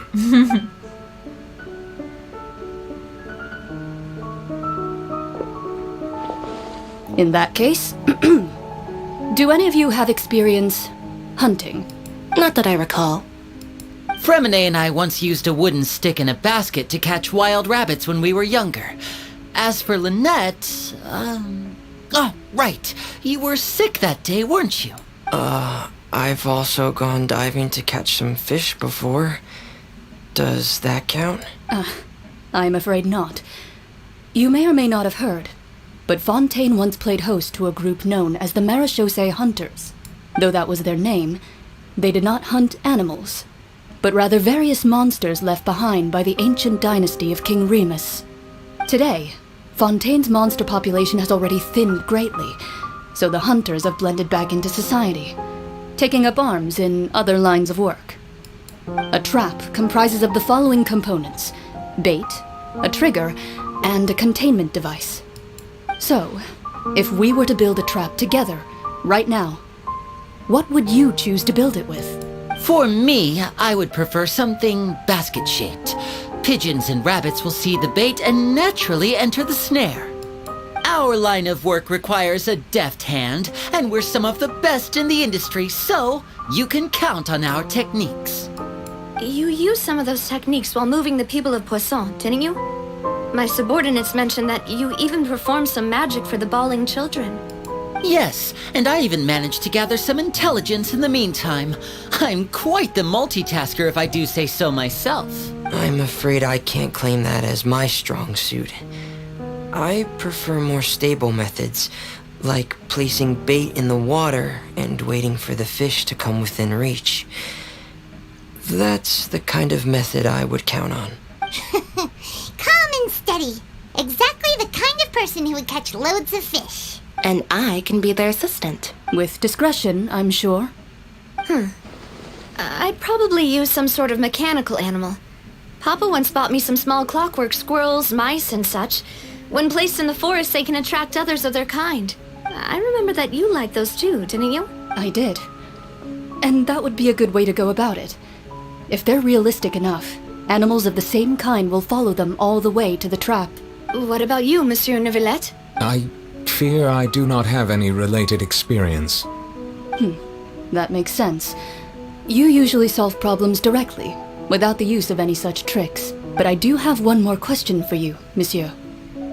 If we were to create a trap now, how would you design it? I would like for it to be effective, but bring no harm to the prey. A more gentle trap would be ideal. Kind, as always. However, our intention doesn't necessarily change the containment device and the type of implement we need. If we wanted to kill the prey in one strike, we would need a powerful implement. However, that also goes for prey that must be captured and safely contained. Wait, why's that? Only a hunter who's a true expert at subduing their prey can snare it without harming it. The line that divides life and death is often exceedingly thin. So are we going hunting together? Huh. We hadn't thought of seeing ourselves as hunters. It kinda works, but maybe it's still not the best metaphor. If our means of capturing and dealing with our prey is to put them on trial, then the hunting metaphor is actually quite accurate. But we shall require much more courage than any hunter to judge a god, a being whose seat is an exalted throne. Oh, so that's what's going on. Sounds very interesting. It's just a metaphor.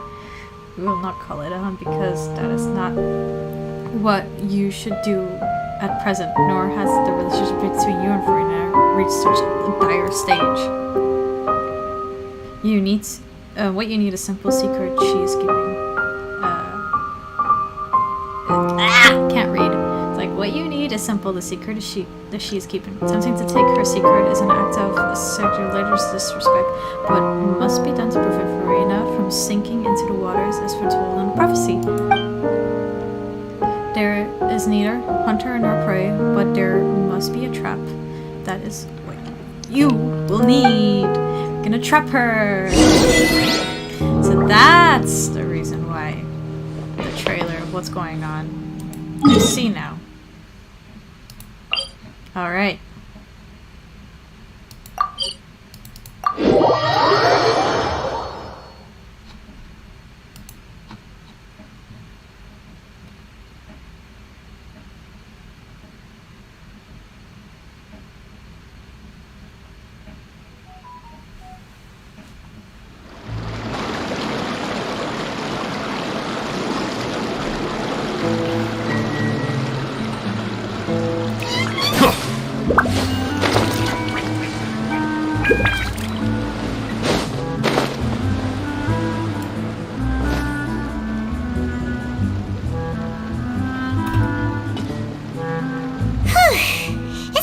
Few days, hasn't it? So much has been happening. Paimon didn't think the meetings would go on for so long, but everyone seemed pretty fired up, huh? Paimon thought they'd be at least a little frightened. Well, Fremine was, now that Paimon thinks about it, but everyone else just looked a little surprised. It's hard to say. Paimon doesn't have any experience with this sort of thing. But with you around, Paimon sure will do great. After all, you're the most reliable person in the world, aren't you? Did you just pour some tea? Paimon didn't notice you doing that at all. What's that? Paimon's never seen that cup before. Don't be frightened. I'm just joining you two for tea. I merely refrained from saying anything till now. Oh my god! Who's that voice? We're getting closer. Have you forgotten me already? Wait. You are familiar. You're the voice we heard from the sky in Sumeru. The voice from the sky, I fear that description is wrong. Though, not completely wrong. You're feeling lost now, just as you were feeling previously.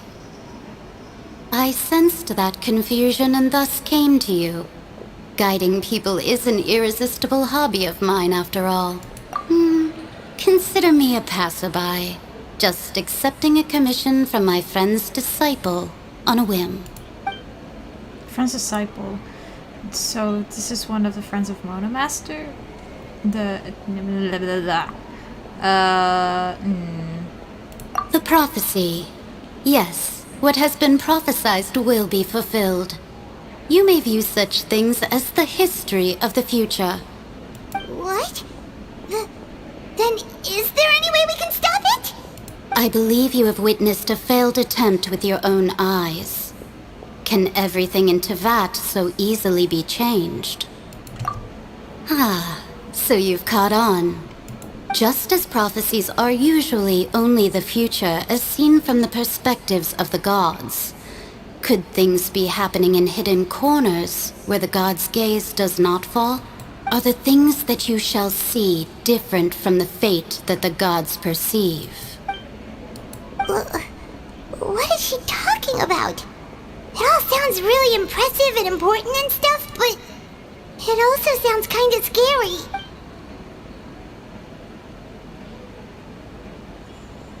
I believe that you understand, right?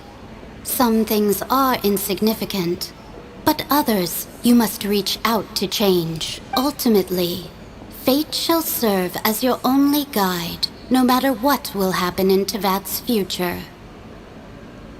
Oh, this was good tea, by the way. Thank you for your hospitality. Well, that'll be all for today. The voice. It's gone. Got blue.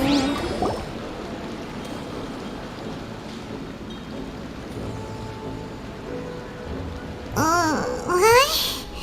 I want to hear someone talking. Alright. Hey, it's you who's getting lazy, okay? Well, I see I've walked in on some lively banter. Mona! Fine, just fine. I went to take part in that Steambird panel. It turned out to be more interesting than I expected. Not all Fontainians are pessimistic about this. One journalist mentioned that sitting around and waiting for the end to come would be wrong, and that they should make their own rescue preparations. I agreed, so we had a brief chat with her. Did she have pink hair by any chance? Why, yes! It was Charlotte. You remember her, right? That daredevil journalist. I'm in full support of her view. Prophecies are very important, but how can people allow their lives to be commandeered by just a few words? That's right! Paimon's glad to hear something sensible for once. Ah, yes. About what we had discussed before. I did try, but I'm afraid I couldn't reach the old hag. I'll try again tonight, but I wouldn't get your hopes up. Huh? Goodness gracious. Are you serious? She said that even the god's gaze has blind spots. Pretty bold if you ask Paimon. Most people would believe the gods to be all-knowing, right? The Hexen Circle members are certainly anything but ordinary. As for the mage named N, the old hag has mentioned her a few times. She said that N's sense of direction is incredible, and that she loves guiding those who are lost. But I've never met her, and if she were still alive, she'd be... Well, suffice it to say that the hag's at least a few hundred now, and N's been around for longer than that. Whoa. The Hexen Circle sounds like a scary group. But they must really stay in shape to live so long. Their abilities alone are pretty terrifying. If she came to see you personally, then the problem you're facing must truly be of great importance. Well, it's not like Paimon could understand anything she said. Yes, she was quite cryptic, but I suspect she means that there is still a way to turn things around. She didn't say when or what that would be, though, so perhaps it is something that you cannot know right now.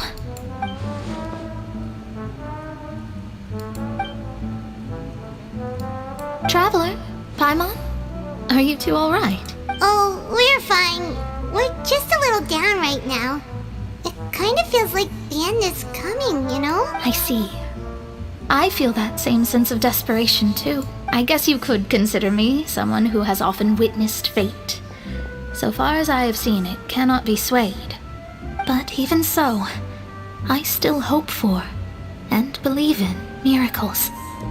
Astrology is eternal and rational, but fate may not be. Perhaps that's what En was trying to tell you. Not to lose heart, and to believe that what you are seeing playing out before you is not yet set in stone. I did originally think of steering clear of all this, but I couldn't. Even if this is all futile, I still wish to help everyone. If we don't struggle to the last, then how can we face the end when it comes? Huh. You do have a point. There I go, talking about astrological principles again. Sorry about that. The moment I start talking about work-related stuff... I need to get going. It was worth trying to comfort you, even if only a little. I believe that you'll help those who are struggling in the same way I suppose that might be why we always seem to meet by coincidence. Paimon feels kind of moved by what Mona said. But also kind of sad, too. Hey, Traveler. Paimon suddenly feels like going outside for a... Let's walk go. around the city, shall we? There's a few spots we always like to walk by. If you want to outrun the law, you need to know how it works. Let's see. I guess I'll go here.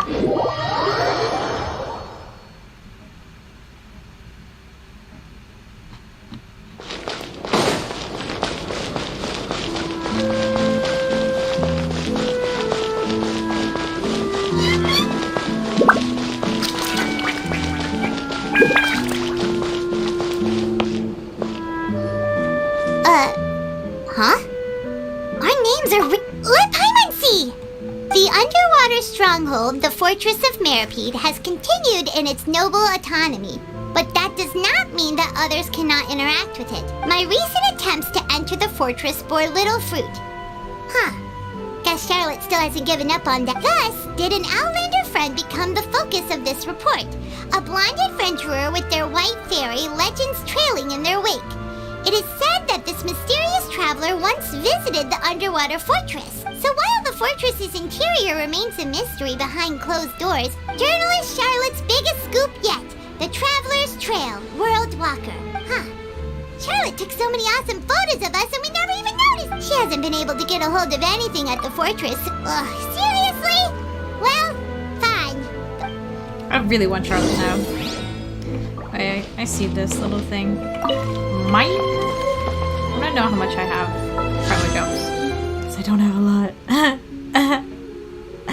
Okay, anyway. Enough crying.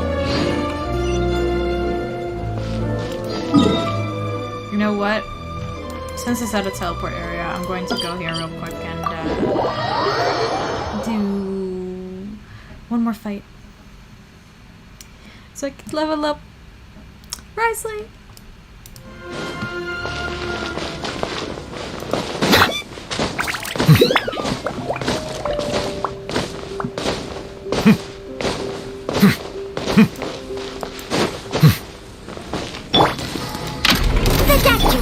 There is no escape!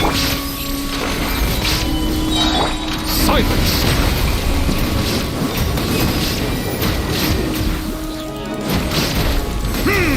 This is order!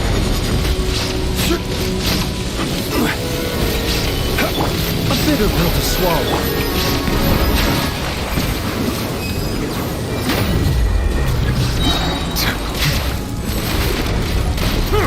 Be sanctified.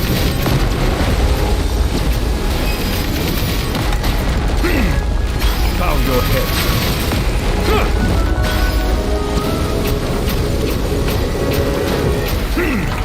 Illusion shattered! Mind the side effects. Settle down.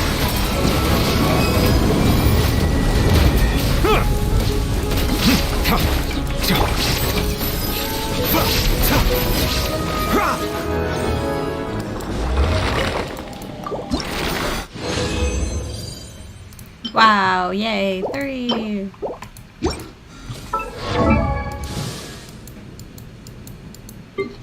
Finally ascend him.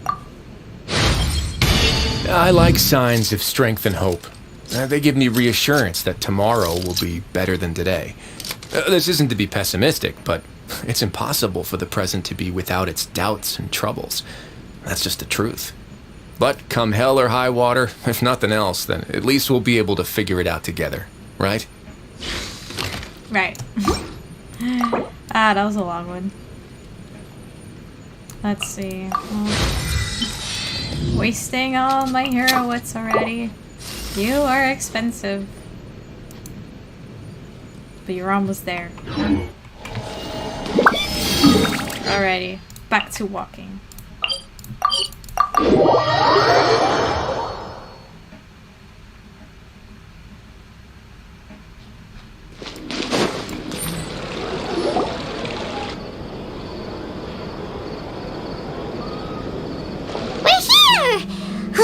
Paimon's hungry. Should we go in and get something to eat?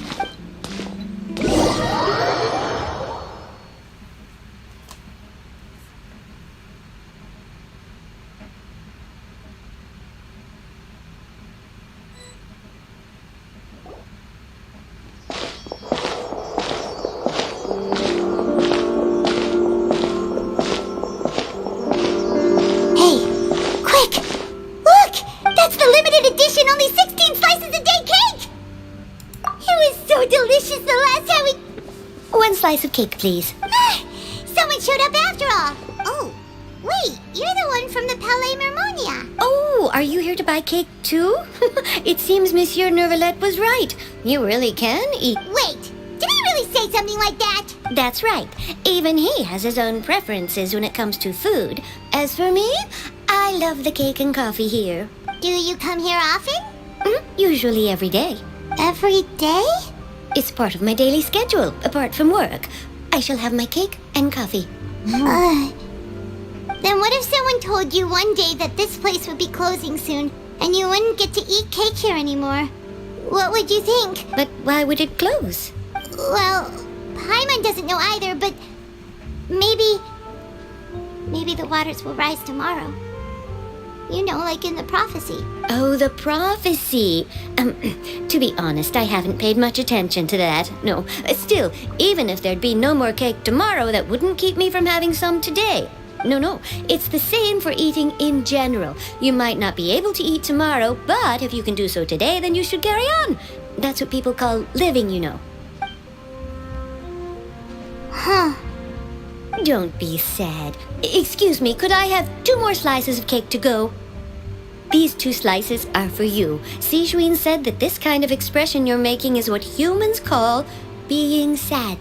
Oh, you know Sijuin? I sure do. She was born before me, and she sometimes comes to the surface to teach us things about humans. She said that humans are creatures that are saddened easily, yes, and you can only lift their spirits by feeding them delicious food. So please try the cakes here. I've got something else to do, so I'll be going now. You 2 try to stay in a good mood after eating, all right? Bye. Your expressions are making me happy already. Ah, so cute. And there she goes. All right, let's dig in.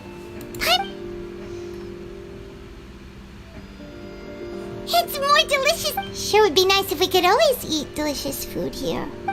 Oh, Paimon. It's like, all of a sudden she's talking so sad.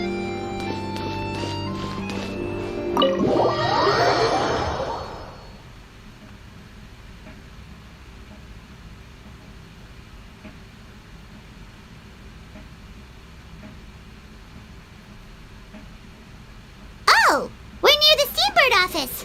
Let's go look for Charlotte and have a chat.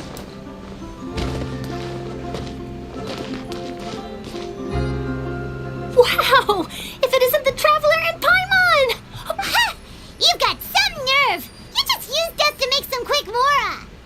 Oh, you needn't worry about that. I heard that you were in Poisson some time back, so I sent you a letter to discuss just that. It appears you didn't receive it, though. It's all right, though. I've set aside the amount intended for you. I've even set the table with some food. Really? Oh, you're the best! You're almost a little too easy to win over, Paimon. If I were a journalist with ulterior motives, you'd be in trouble now, you know. Oh, Paimon knows you're not like that. Still, what brings you here all of a sudden? Were you looking for me? When Mona mentioned you, we thought of coming to see you at work. I see. It seems you've already bumped into Mona here in Fontaine. So she mentioned me? What did she say? She said that you're a real daredevil of a journalist. Nice. In which case, can this daredevil journalist dare to request an exclusive interview with the legendary Traveler and Paimon? Huh? So your article in the paper today doesn't count? Oh, of course it doesn't. That was more like live photography. What I'd like to do is dive deeper and ask you to talk about the things you've seen and experienced. Yeah, are we even qualified? Why not? If I say you're worth an interview, then you're worth it. Oh, in that case, we'll just chat when you have the time then? Oh, so that's a yes? Ooh, splendid! I'll tell the editor-in-chief immediately. I'll have to apply for lighting, a venue, some props, and whew, so much to get done now. Talk to you later.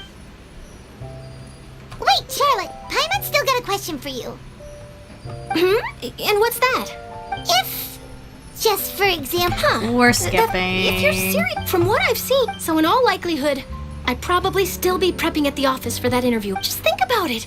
If this nation really were to be suddenly destroyed tomorrow, but I still successfully finish an exclusive interview with a truly unique person, and then do you know what I'd do? Well, I'd write that story, send it for printing, and use... I'm not a dreamer, but anyway.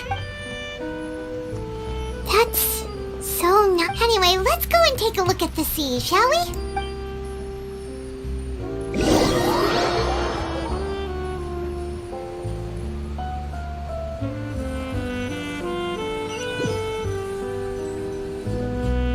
The sea breeze and scenery can be a pretty soothing combo, huh? Paimon's been thinking, if it it wasn't Fontaine, but all of Tevat that would be destroyed tomorrow. No, Paimon should ask if you could choose. We've always been moving to the next destination, so we haven't spent much time thinking about these kinds of things. We didn't have to either, with us always being on the road and whatnot. You mean, still traveling? Huh. I'm still figuring out how we're gonna get. Isn't that what we've always been doing? We need to find Child. He's somewhere. That's the only thing I'm thinking about right now.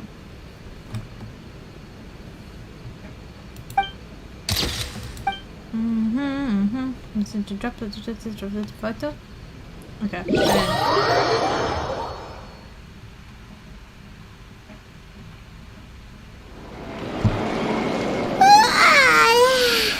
Feels like you'll grow mold if you stay here long enough. But it's still better than the Fortress of Meripede, that's for sure. It's not only damp there, but salty too. Ah, so the two of you are still here. Oh, you're from the Palais Mermonia, aren't you? Yes, I'm Isadora. Monsieur Nervilat sent me to look for you two before. I heard that afterward you went to the Fortress of Meripede. Not at all.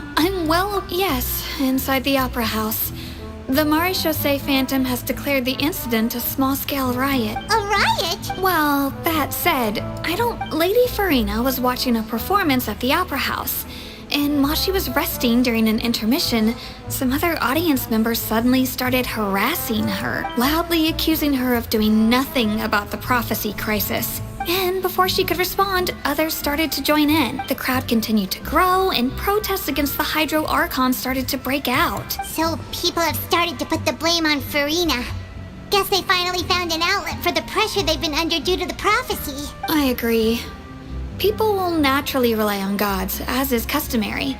But the moment people feel threatened, gods are also the first to be blamed. So what happened after that? Is FURINA okay? Seeing that the situation was spiraling out of control and that further argument was pointless, she claimed that she'd gotten tired of this and left in a hurry. The Maréchaussée Phantom had their hands full maintaining order and did not catch where Lady FURINA had gone.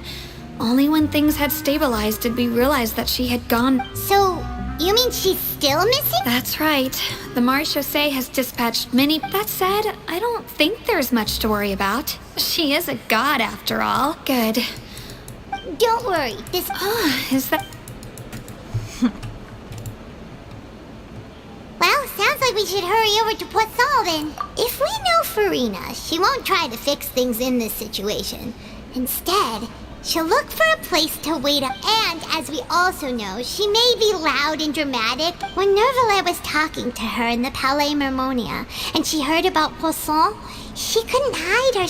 It would be hard for her to ignore being... Paimon thinks FURINA's probably taken the opportunity to slip away to Poisson and try to relieve the sense of guilt that... Huh. Well, what do you think? In that case, there's no... To Poisson. Yes.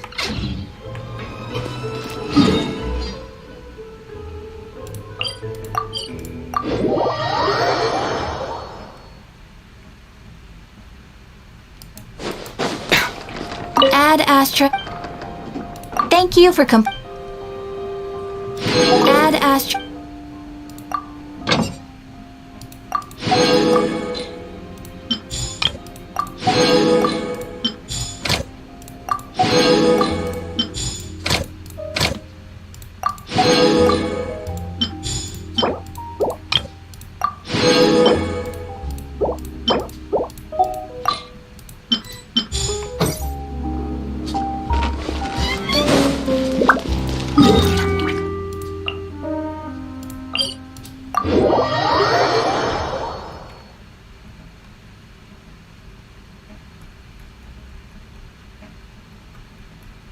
This place looks deserted. Guess all the survivors must have evacuated already. All that's left here are signs of devastation. Could FURINA really be here? Let's try to find her as soon as possible.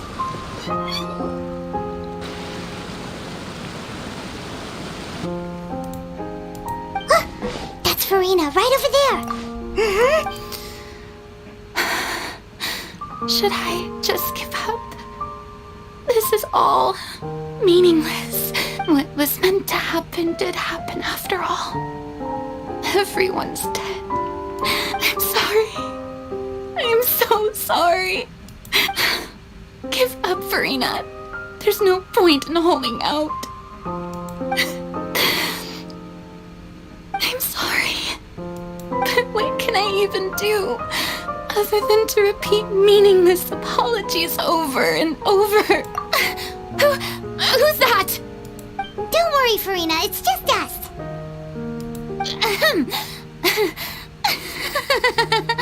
So it is you, blonde traveler from another land. Why, I almost thought you were someone from that mob of my ignorant subjects, come to kneel and beg for my forgiveness. FURINA, you were crying just now, weren't you? The tear stains on your face are obvious. What do you mean, tear stains?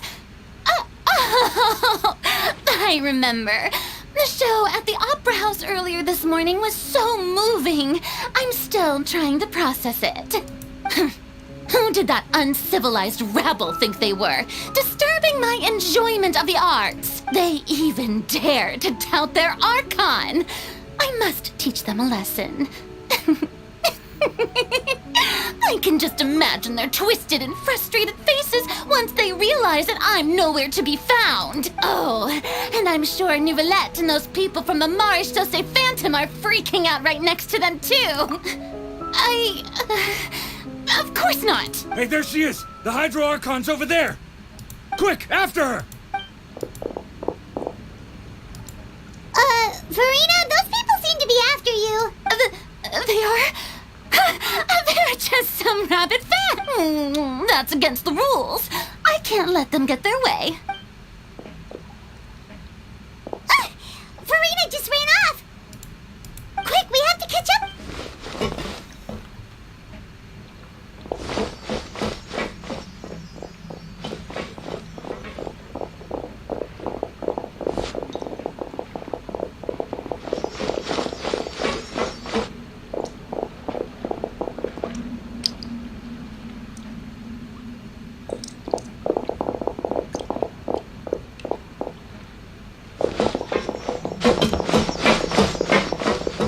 This should be the place, right? Hey, FURINA! There's a good hiding spot over here. What is this place? Hurry, they're almost here! Fine. I suppose haste is warranted. Lead the way.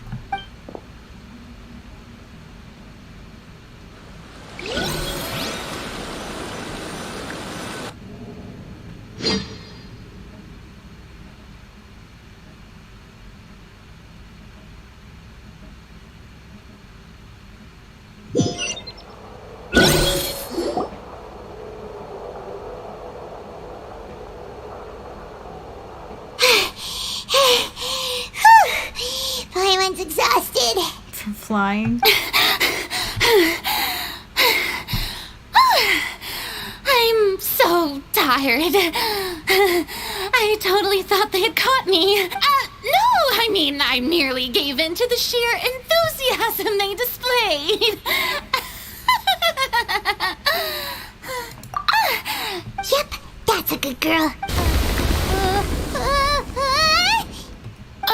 What's happening? The ground's shaking. Yeah, a quake of this kind preceded the flooding in Poisson. It can't be. It's happening again. Well, there's no need to worry too much about that.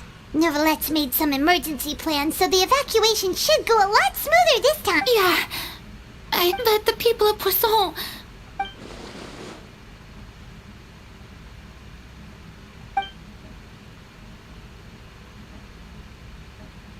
It's true. I've been investigating the prophecy for hundreds of years. I once had informants all over Tevat, searching for clues and feeding information back to me. I've tried all kinds of ways, too, to hold back the sea. Anything to keep the coastline from advancing. But all my efforts proved to be futile in the end.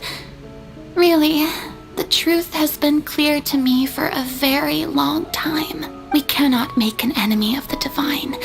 No matter what we do, the will of the heavenly principles will have its way, and the prophecy shall be fulfilled.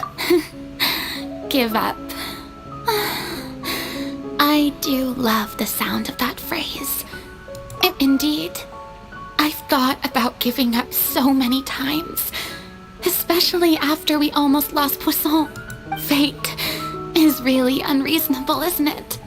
But just now, it all became clear to me. I still don't have the right to come to terms with fate on behalf of everyone else. As long as the final moment hasn't come, it's still not too late. Don't worry. I will keep hope alive for everyone until the very end. Well, that's enough for now. I got the impulse to play the stricken maiden, but honestly, considering my rank and station, that wasn't a good fit at all. Don't take any of what I just said seriously. How could I possibly let Fontaine fall to the whims of trivial prophecy? Come on! Paimon could have sworn you were actually being honest just now.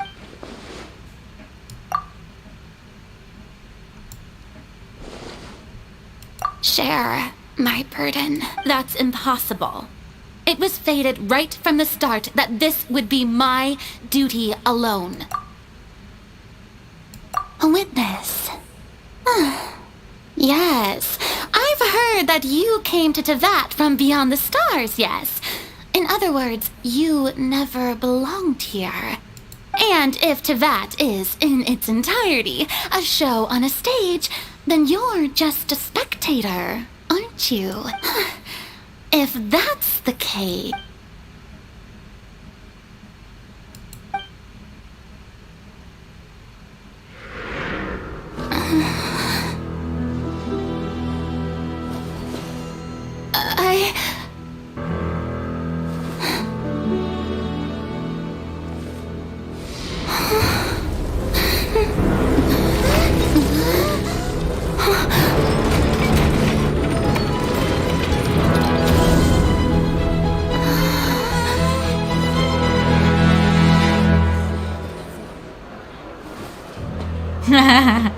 The trap has been set. That's what the sound was before. Aha! Ladies and gentlemen, this concludes my opening performance. Now, without further ado, we may proceed to the trial of our god. So this is what it is. Yes, you deserve praise for the effort you took to raise the dramatic stakes. Do not forget, however, that I am Focalor, the god of justice, the embodiment of justice itself. Does it not strike you as even the least bit absurd to bring the very concept of justice to trial? May I interpret these words as your refusal to stand trial? In that case, you will have the opportunity to defend your honor through a duel. You would draw your blade against a god?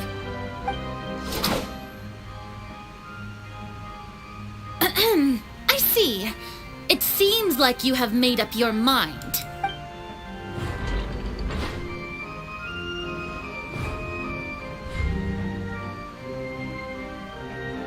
Paimon can't believe it. She just surrendered. What the heck is going on? Did I just see an Archon surrender to a Wow, how utterly humiliating. Lady FURINA, what is the meaning of this? It would seem that there has been a misunderstanding. To be clear, the raising of both hands is not always an indication of surrender. Looking for excuses again, huh? I raised my hands just now to indicate my acceptance of the trial. No duel shall be necessary. I will admit that I've been running away for a long time. I'm sorry, everyone. I was unable to protect the people of Poisson. It is my duty to stand trial for my crimes. You are not the only ones to be disappointed in me. I, too, am exceedingly disappointed in myself. But now, it is time for the Hydro Archon to show you her courage and resolve.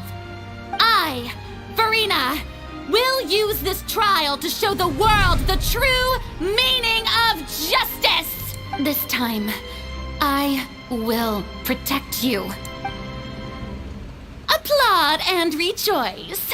One of the most outrageous and fantastical arcs known to the opera epiclese is now unfolding before your eyes. Mark my words, this shall be one of the most exhilarating and brilliant shows ever to grace the stage of Fontaine.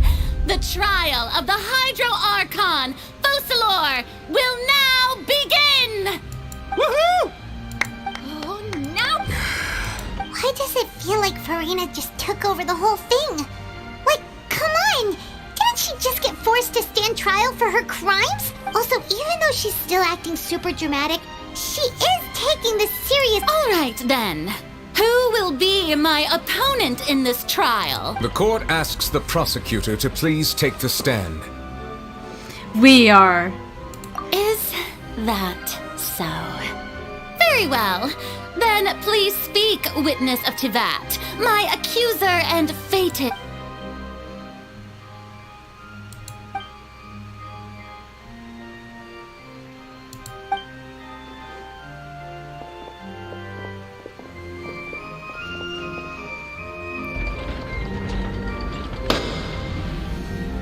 Also, please allow me to ask, as a final question before the trial begins, just how much work did you do to force me onto this stage?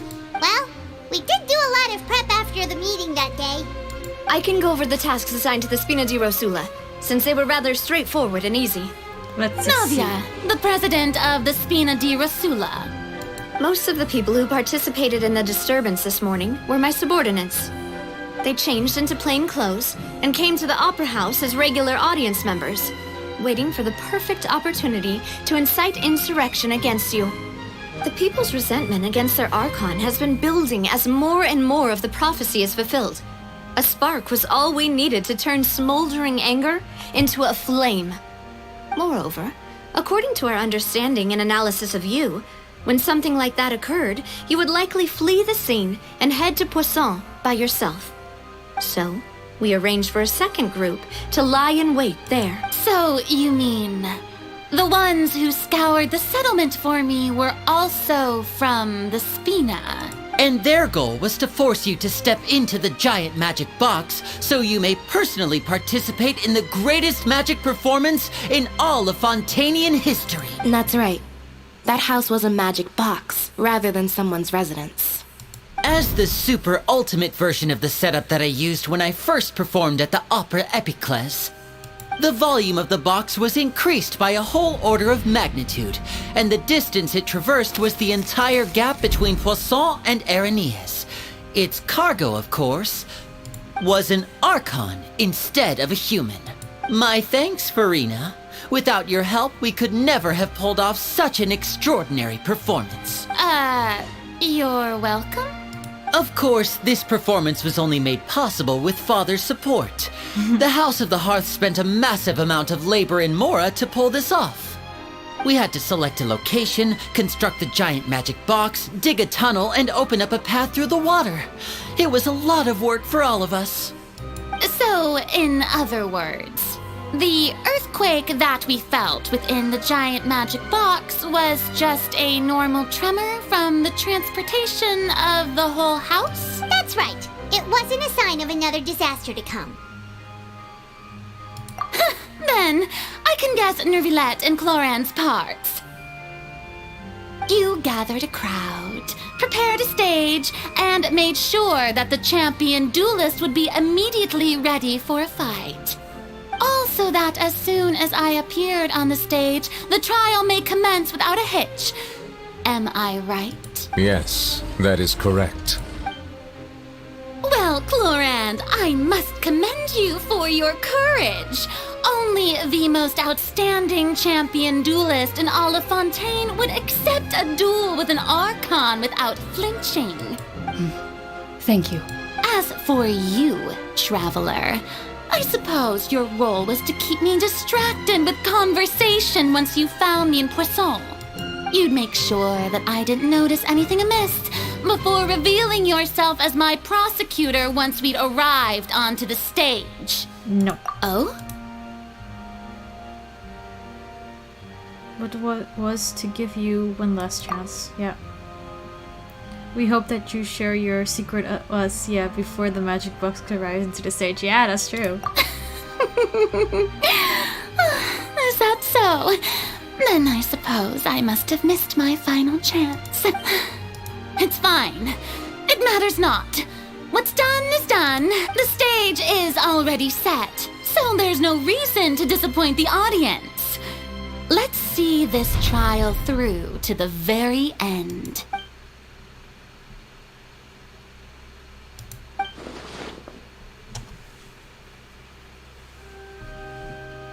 Madam Prosecutor, please allow me to pass this. This is a document that Miss Charlotte applied for and received permission to share with you during the trial. According to her, it should speed up the proceedings. Huh? Charlotte wanted to give us something? Oh, so she's here too! Hey, Charlotte! Oh, let Paimon see. Isn't this the exclusive interview that she... Wait, then that means this document is a perfect timeline of everything that's happened ever since we stepped foot in Fontaine! So in other words, we can refer to this anthology of evidence every time we want to use something from our journey as evidence for an argument! Let's quickly confirm the information in it. Just think of it as a refresher, alright? You defeated the Hydro Archon in the very first duels you took part in at the Opera House. That's one for the history books, all right. I didn't think that you'd wind up getting to the bottom of the case I'd been following all this time. I guess you could also see this as a happy coincidence. This is the first time Monsieur Neuvillette had a difference of opinion with the Oratrice. Even the Hydro Archon can't figure it out. The Fatui Harbinger. She's an extraordinary person. Her instinct must mean something. The fortress of Meripede was almost destroyed in a single day. That I didn't witness that scene personally will always be a source of professional regret, I think. According to Monsieur Neuvillette, both Child and that whale should have been in the primordial sea at that time. I nearly lost my awesome friend Navia. To be honest, that still gives me shivers. The words of someone as extraordinary as a witch can probably only be truly understood when something surreal happens to you.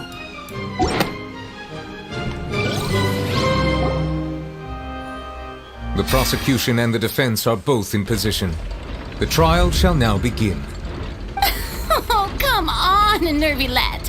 There's no need to repeat all the unimportant legalese. Just fast forward to the part where the prosecution lays out my offenses. As the defendant and the lead actress of this performance, I still haven't even been informed of my supposed guilt in all of this. Of course, it is only natural for humans to struggle to understand the actions of a god. However, you will need more than that to convict me of a crime. That's true, but my charge here is unrelated to your conduct as an Archon. Instead, I would like to charge you as a fraud who's never been the Archon in the first place. Ooh. Wait, what was that? Lady FURINA's a fraud? Hey, I came here thinking that we were going to try the Hydro Archon for forsaking her duty, but did I hear that right? She's not our Archon at all? Charge accepted. Lady FURINA, do you plead guilty to the charge? Lady FURINA. I plead not guilty. How can I be guilty? There is no way that I, Focalor, otherwise known as FURINA de Fontaine, a member of the Seven and the Regina of all waters, kindreds, peoples, and laws of Fontaine, could be anything other than your true Archon. Yeah, even though Lady FURINA can be rather eccentric, isn't it going too far to doubt her very identity? Yeah, I've never questioned her identity either. Sure, Lady FURINA can be super irresponsible, but what grounds does that prosecutor have to make such a huge claim? I have cause to believe that common sense will prevail in this case. Many of the members of the audience have known me as the Hydro Archon ever since they were born. There would be no fooling their memory. See? Even the Oratrice has decided to show me its favor. Are you sure you want to commit to a charge that will never be upheld? If you wish to drop the case, I can promise you as the God of Justice that you will not have to face trial for making a false accusation. We will treat everything that's happened as a dramatic spectacle and move on with our lives. What do you say to that? An argument with near impossible odds, huh? We have to not only refute FURINA's claims, but also overturn the long-held beliefs of the people. Well, I tried to give you the chance to surrender. If you must persist, then let me ask. If you believe I'm not the Archon, then what manner of being do you think I am? And if I was not the Archon, then how did I manage to live for over 500 years? To be special about, like, what we actually know is special for, like, okay, why can FURINA live for so long despite being she's human? Let's see. It's irrelevant this. Okay. During the nave, revealed that she had already poured for her own and believed it is possible that not only is FURINA not really Archon, but that she is actually afflicted with some sort of curse. A curse! Well, that answers my question. First of all, you may be a member of another long-lived race, which would allow you to naturally possess an extended lifespan. And second of all, even if that wasn't the case, there could be other ways to extend your life. Who gave you that idea? Was it the knave? You'd sink so low as to use a harbinger's words against me. A curse? I once thought it possible that the aura of an Archon might naturally resemble a type of curse. But in light of this claim, perhaps what I sensed was not your divinity, but a curse after all. You sensed it too, huh, Nervalet? Lady FURINA is actually a human? Well, it is true that it's extremely difficult to tell humans and gods apart just by looking at them. It's not impossible.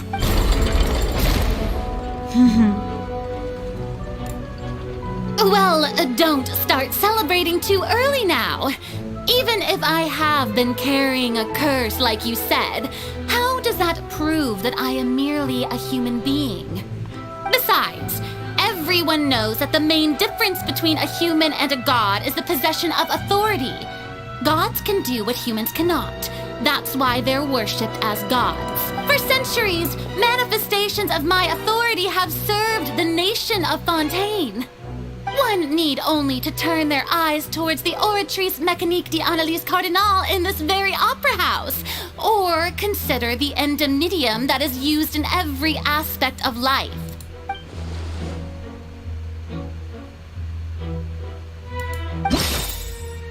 Okay, what evidence proves that FURINA is not the master of the Oratrice? Remember with Novelette? It's irrelevant? Wait, what? No. Where is it? Don't Novelette believe child to be innocent Oratrice, judge him as guilty in the end, and FURINA didn't know why. Yeah, this is the one. You tried to reference the Oratrice, but weren't you as confused as all the rest of us when the Oratrice declared child to be guilty without any proof? Otherwise, you should have come up with a good explanation for that by now. Didn't I make myself clear at the time? The decisions of the gods are naturally difficult for humans to comprehend. There is no need to provide an explanation.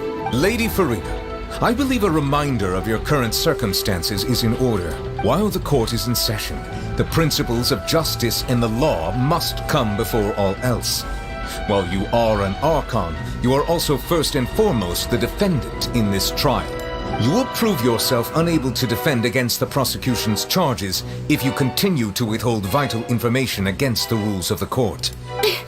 I never thought you'd use that kind of rhetoric against me. That was no trick of rhetoric, Lady FURINA. I've merely reiterated the rules of the court. Rules that all should respect and follow. So, you neither knew why Child was declared guilty, nor did you understand the structure and operations of the Oratrice. Instead of having been created by you, the manifestations of authority you mentioned have been made by the real Hydro Archon, haven't they? The real Hydro Archon? Well, now you're really losing me. It is true that I did not know why the Oratrice gave out a guilty verdict that day. But the Oratrice handed out that verdict unilaterally, and it has been operating independently ever since it was first created. You can't argue that just because a divine creation is flawed, that the god behind it must also be no god at all. She's still throwing out all kinds of excuses. Seems like she's confident that we won't be able to produce proof that she has no power over the Oratrice. My power as an Archon. There are many ordinary citizens in the audience. How can I just carelessly demonstrate the formidable power of an Archon? If that poses a concern, I'm prepared to extend my protection to the audience. You don't need to go that far. Aren't you the Hydro Archon? Or is it that you can't even wield the power of Hydro, much less the authority of a god? Indemnitium! Yes! It's all because of Indemnitium! All Archons derive their power from the faith of the people, and I've converted the people's faith in justice into Indemnitium! Thus did I give up all of my divine power to provide everyone with energy for their daily lives. Have you ever seen a more magnanimous god? Isn't that a huge stretch? Yeah, no matter how generous an Archon can be, how could they give up all their power? Can a god with no power even still be called a god?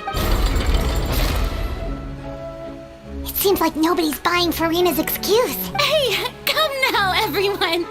Please don't stare at me as if I was a liar. I'm still the same FURINA you knew, right? The one that you loved. Shouldn't you want to believe in me, please? You've got to believe me. If what the prosecutor said is true, she really has committed a grave offense. Did she deceive all of us?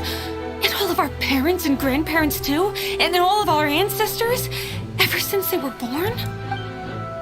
Enough! That's enough!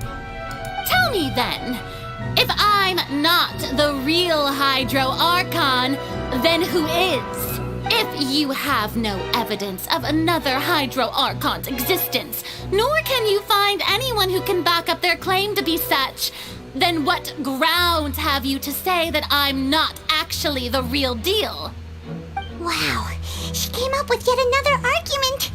How can we refute her now? Seems like she really doesn't want to give up.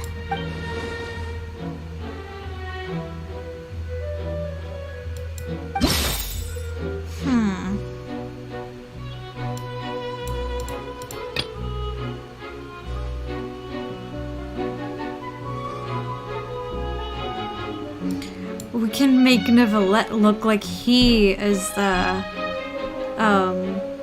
Hydro Archon.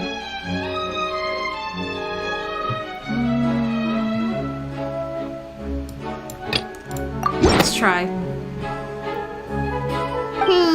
That doesn't sound right. Paimon doesn't think this clue can be used as compelling. Okay, what evidence can prove FURINA is a human? Okay, is a human.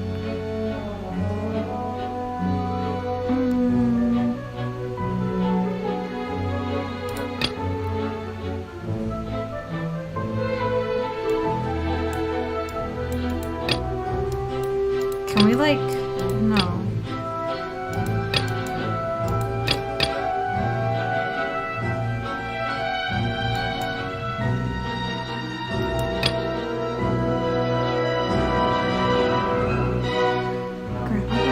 they were cleared to the level against them. Direct disease? No.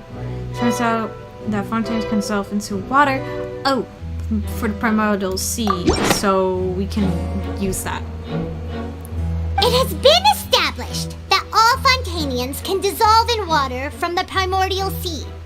And that means... Since you insist on claiming to be a god and not a human, then there's a method that you can use right here and now to eliminate all suspicions of you being the latter.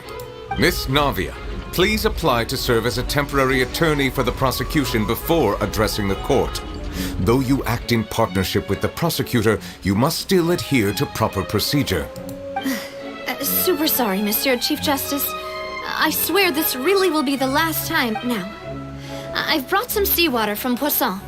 As everyone knows, a massive flood struck the area not long ago, taking many lives, including those of some of my... So, Miss FURINA, would you dare to touch some of the seawater? If we are to believe that you are indeed the real Hydro Archon, touching the seawater would have no effect on you. All it should do is strengthen your case. But if you don't dare to touch it, then we would have basically proved the reverse. Oh, and I must remind you that after the disaster at Poisson, nobody wants to see any more people dissolve. I do hope you'll act prudently and choose the simpler path of admitting guilt. Navia from the Spina di Rasula. The Spina has governed Poisson for many years. I guess her suggestion is valid. If Lady FURINA is indeed just a human, she's probably Fontainian like all the rest of us. Would she really dare to try?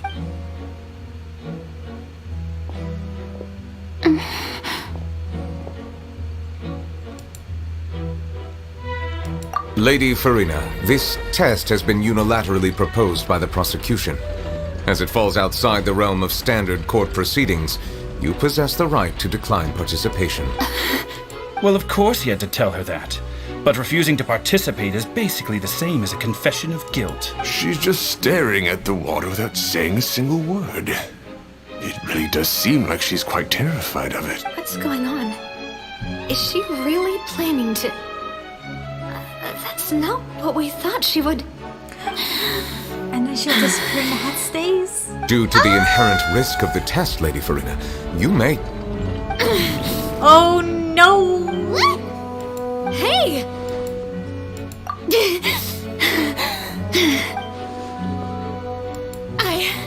I'm fine!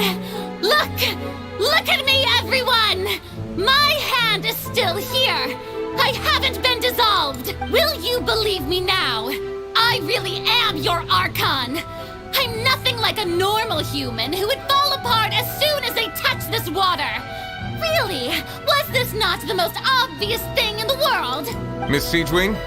If you're present, Miss Siegewing, please come forward and attend to the defendant. Siegewing?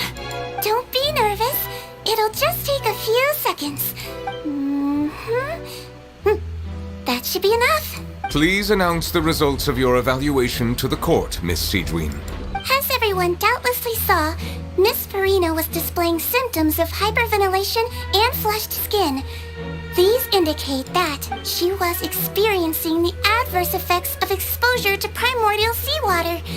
The extent to which she was affected is the same as other humans when exposed to primordial seawater of a similar concentration. Thank you, Miss Siegewing. Lady FURINA, you may return to the defendant's stand. Oh wait, what did she just say? I didn't get dissolved! Shouldn't that be enough to prove my innocence? Well, considering your tendency to run from your problems, we did originally prepare a direct sample of the seawater around Poisson. However, after extensive discussion, we exchanged it for a sample that is not concentrated enough to dissolve an actual human. After all, on the off chance that something entirely unexpected might occur, we don't want anyone else to lose their life to the sea.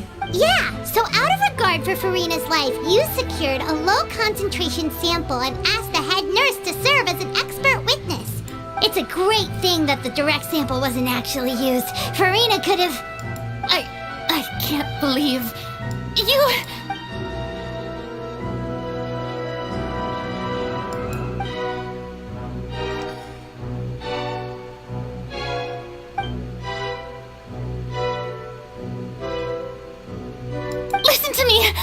Listen to me, everyone! Please don't give me such cold and disdainful looks! What happened just now didn't prove a single thing! Think about it! How can you conclusively prove that an Archon can't also be affected by the primordial seawater? Also, if I was really just a human, why would I dare to just put my hand in that kind of water?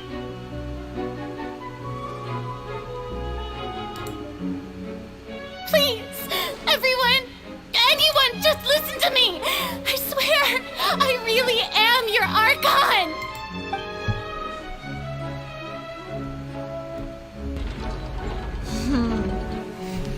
Oof, this is just sad.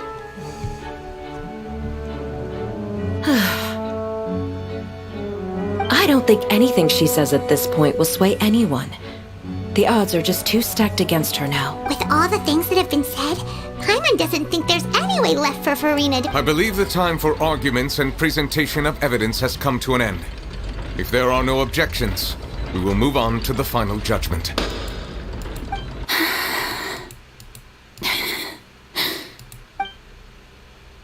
I don't think anything she says at this point will sway anyone. She's too stacked against her now.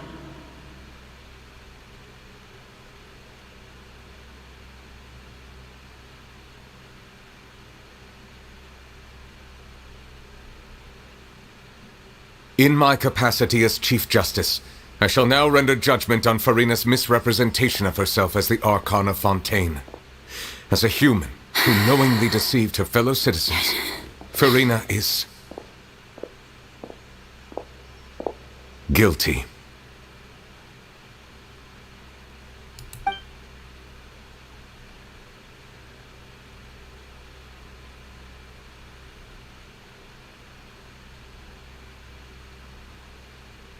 We shall now turn to the Oratrice Mécanique d'Analyse Cardinale to render the final verdict on the charges.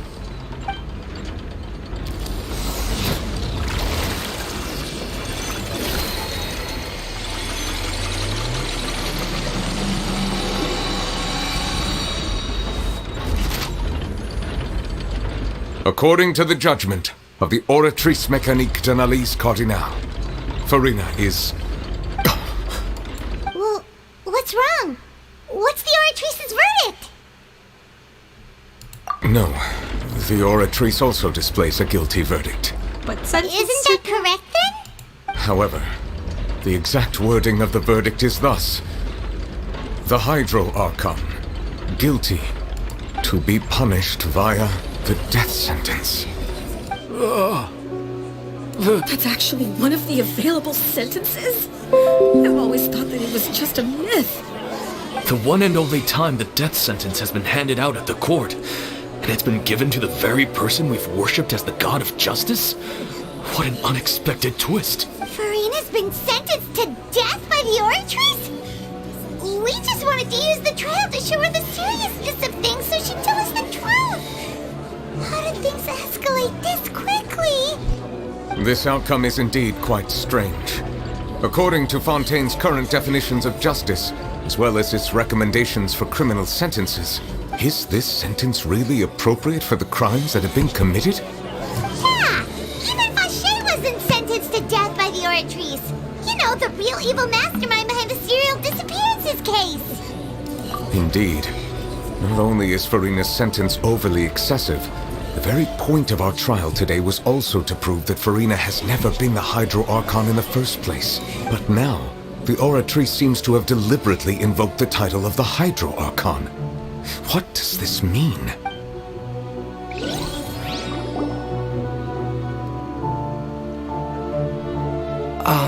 Excuse me, if I may interrupt.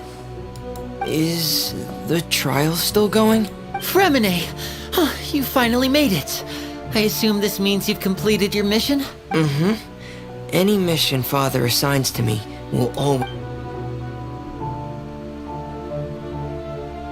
The stone slate! Is that the first prophecy slate?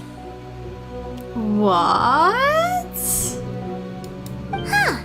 So the knave privately arranged for Fremine to try and find the missing slate. I looked everywhere and finally found it at the bottom of the sea. It took me a long time to get around some dangerous stretches of water. But has the trial already concluded? Then doesn't that... Thank you for your hard work, Mr. Fremine. Please allow me to review the record left on the slate. Traveler, I believe that you have already seen the other existing slates, and would like you to come here and confirm their content. Huh? So what do you see? What did...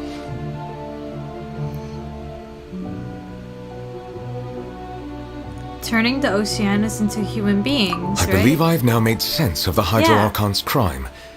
It has to do with Fontaine's lost history. Huh? Isn't the Hydro Archon just guilty of deceiving her people?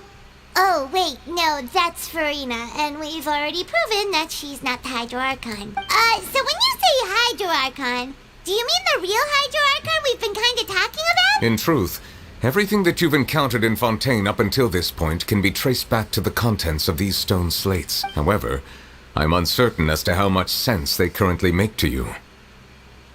Okay, let's try to recall the contents of the other 3 stone slates. Paimon will do her best to help you remember.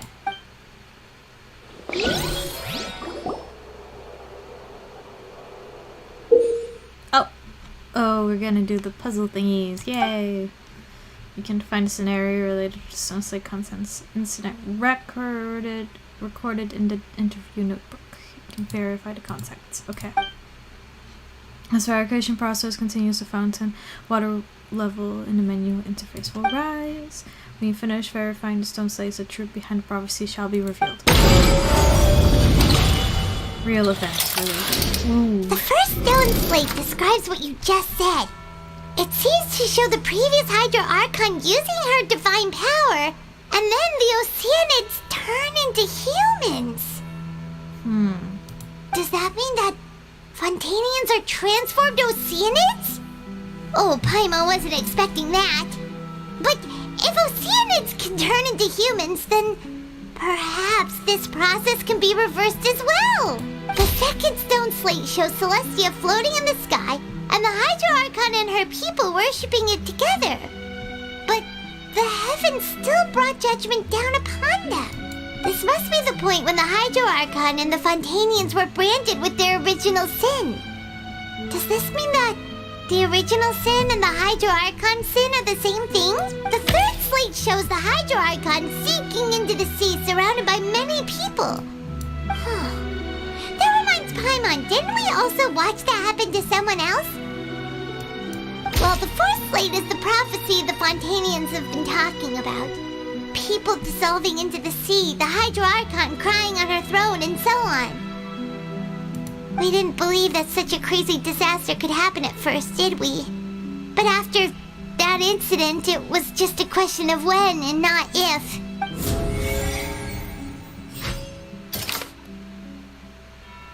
Let's say it seems to show the former Hydro Archon used the divine power to turn Oceans into people. I would say true because of what happened, right? How can we verify that? We can verify that because Navia saw it of what happened to Silver and Malus, right? So that doesn't sound quite right. Let's think about this some more. And communicated by connecting with a consciousness. Okay. Either go to punishment now.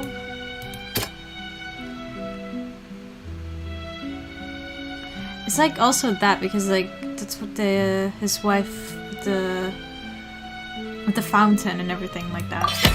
We know from the case of the serial disappearances of young women that Fontainians can be dissolved in primordial seawater.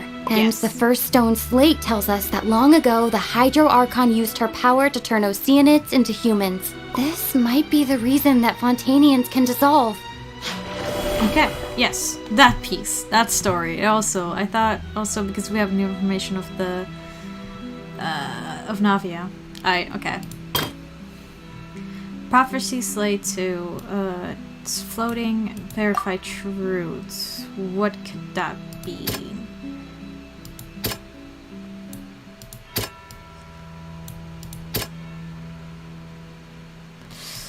I don't know. entrance is sealed beneath. No.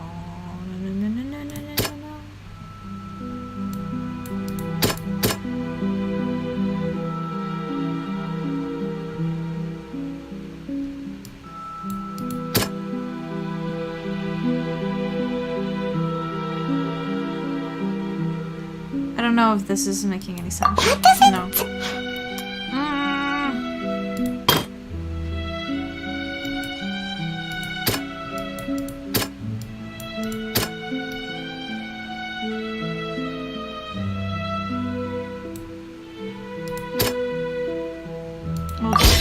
Perhaps what is about to take place has all happened before. The true sin of the Hydro Archon that Nervilette mentioned, and the original sin cast down on the people of Fontaine by Celestia as recorded on the stone slates.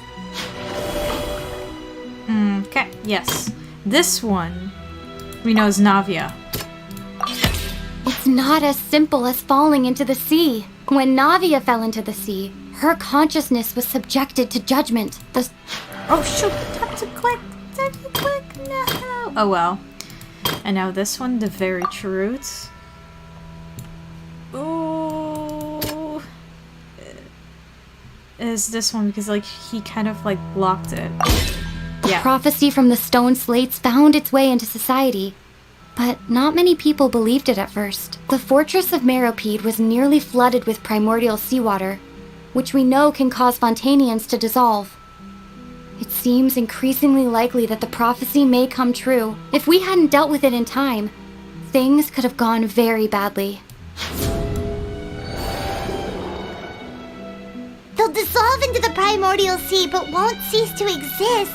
Their essence will flow in the seawater, converge, and take the form of an oceanid.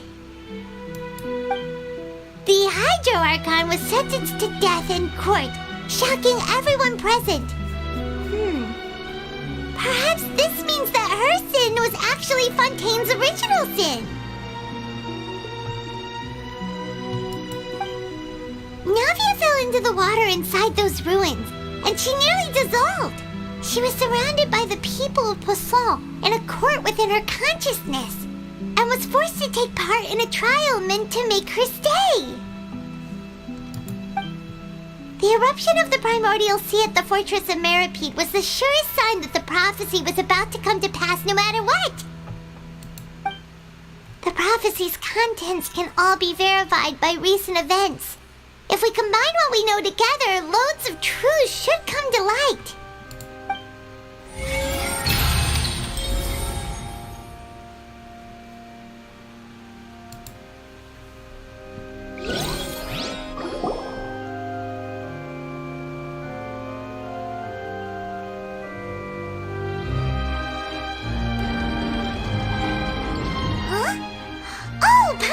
It now, so that's how you can make sense of it.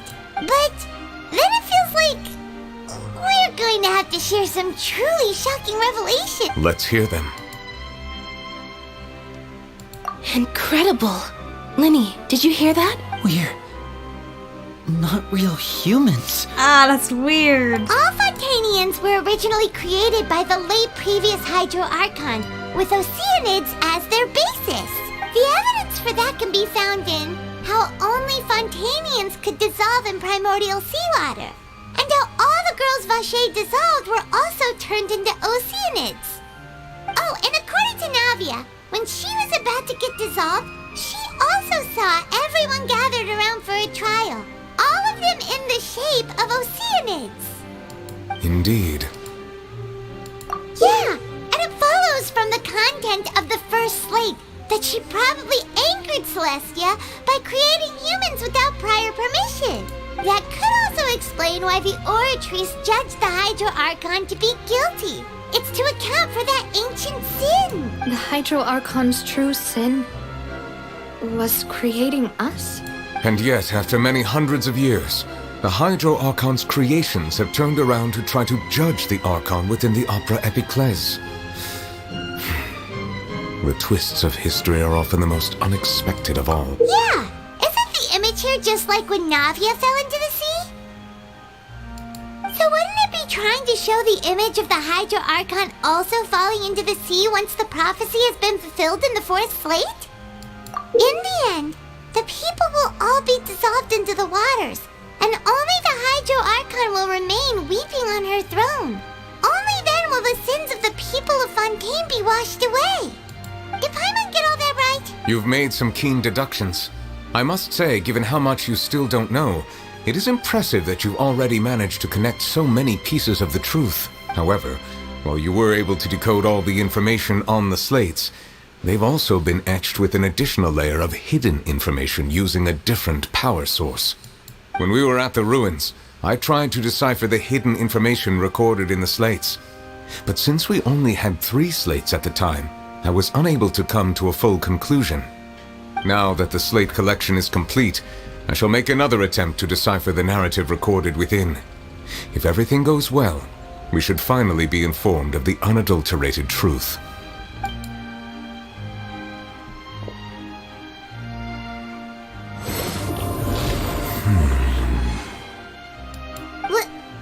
Well? Did you get it? I believe I should share this truth not only with you, but with all the people of Fontaine as well. I will try to briefly summarize it for you. Your hypotheses regarding the origin of Fontainians and the sin of the Hydro Archon were both correct. In the Fontaine of old, the previous Hydro Archon sensed the yearning of her Oceanid familiars for life on land.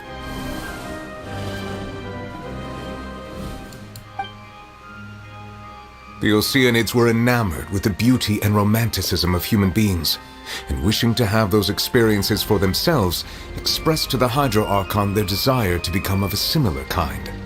However, even though water as an element is intricately linked with the power of life, the Hydro Archon, as one of the 7, did not possess the authority to create a new form of human life.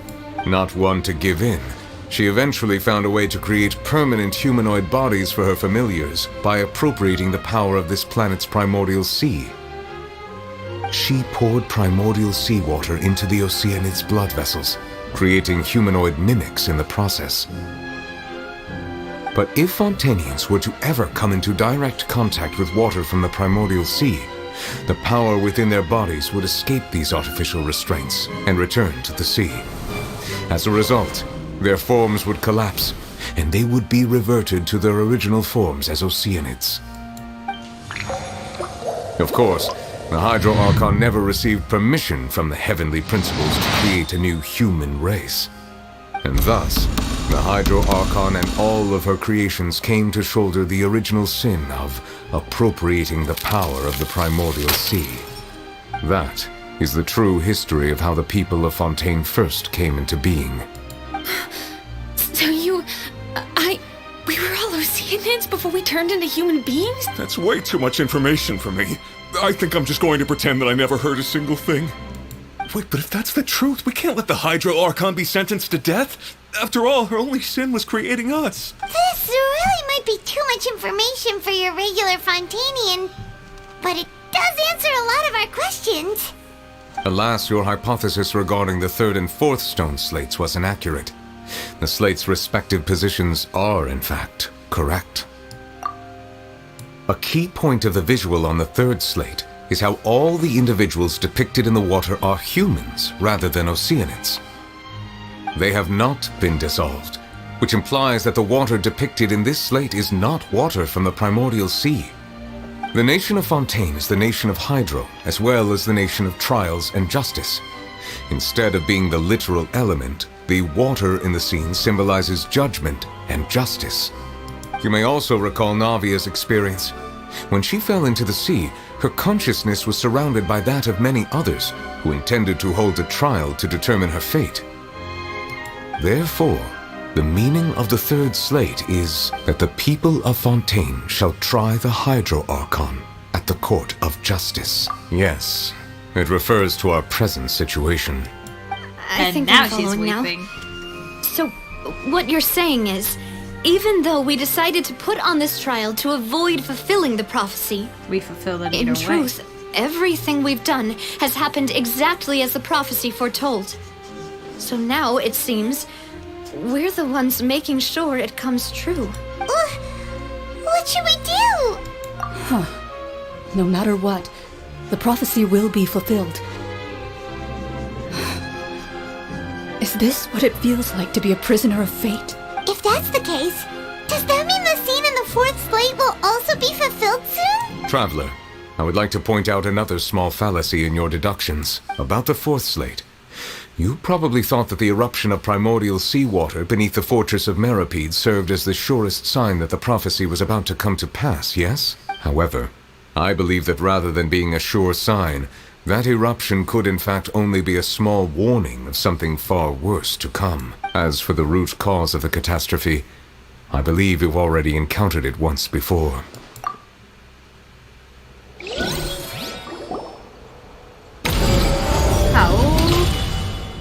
Ultimate proof. This eruption was just a small warning of the things to come. We must find the root cause of the disaster.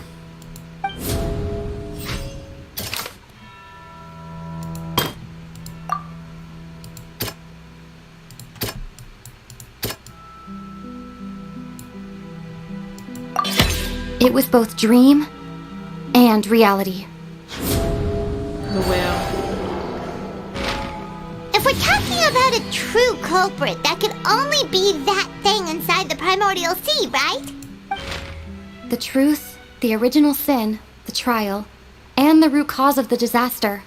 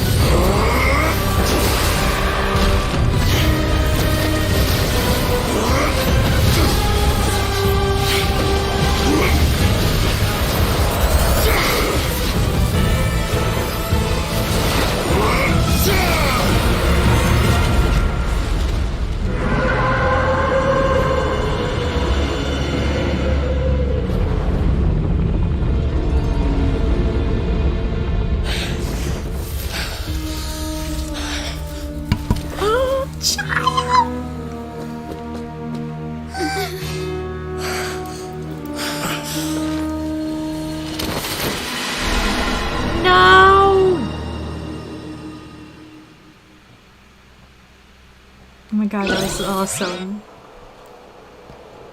That was way too close! How did that thing just burst into the opera house? Wait, was that the huge whale you saw in your dream? So we've met it at last. I understand very well why it has chosen to make an appearance here. That whale does not belong to Tevat. It is a monster that has traversed the stars, weeping all the while. It has been greedily consuming the energy from the planet's primordial sea, using it to grow. That is the main cause for the rising sea levels. And once it has finished consuming all of the energy contained within the sea, its next step will be... You said that when the Hydro Archon first created Fontainians out of Oceanids, she filled their blood vessels with primordial... Precisely. That whale finds the blood of Fontainians nigh impossible to resist. Therefore, when it left the primordial sea, it decided to make its next stop a packed opera house full of food. Food in the form of Fontainians. We just barely managed to push it back, right? In that case, won't it come back to target the people again once it's managed to recover its strength? That is correct. Indeed, it is more accurate to say that we should thank that Harbinger for buying us some time. Without him, the whale would have likely come onto land far sooner. From the way he looked, he must have been fighting the creature for quite a long time. That battle maniac. We've always known that he had a special connection with that whale, but we definitely didn't expect it to help us out like this. Anyway, now that we know that this whale is the actual the disaster recorded in the prophecy? All we need to do to stop the prophecy would be to... It is too late. It had already absorbed too much of the primordial sea's energy before we could notice it. At this point, it has become practically integrated with the sea itself. Even if the entirety of Tevat were to be destroyed, it could still survive and swim off towards some other world. That's not something I will accept. We've already done everything we can, and we even found the true culprit. We've come so far.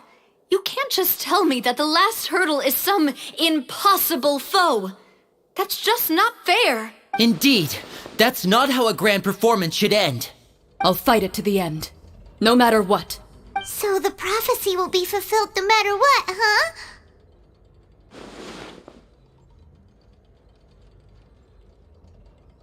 The prophecy. Yes, what has been prophesied.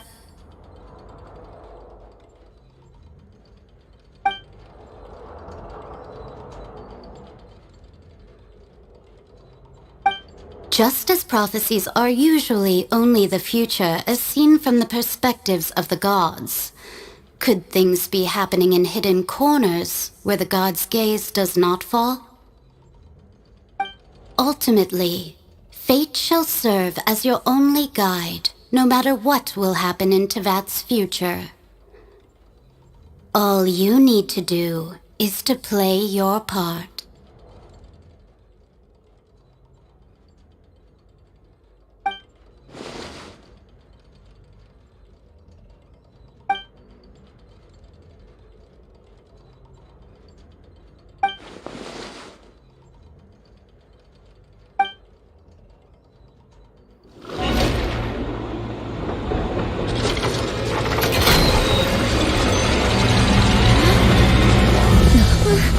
What's happening with the oratories? I believe it is preparing to carry out the death sentence.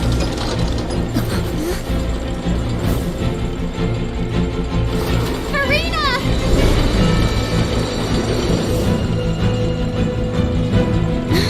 No, I still need answers.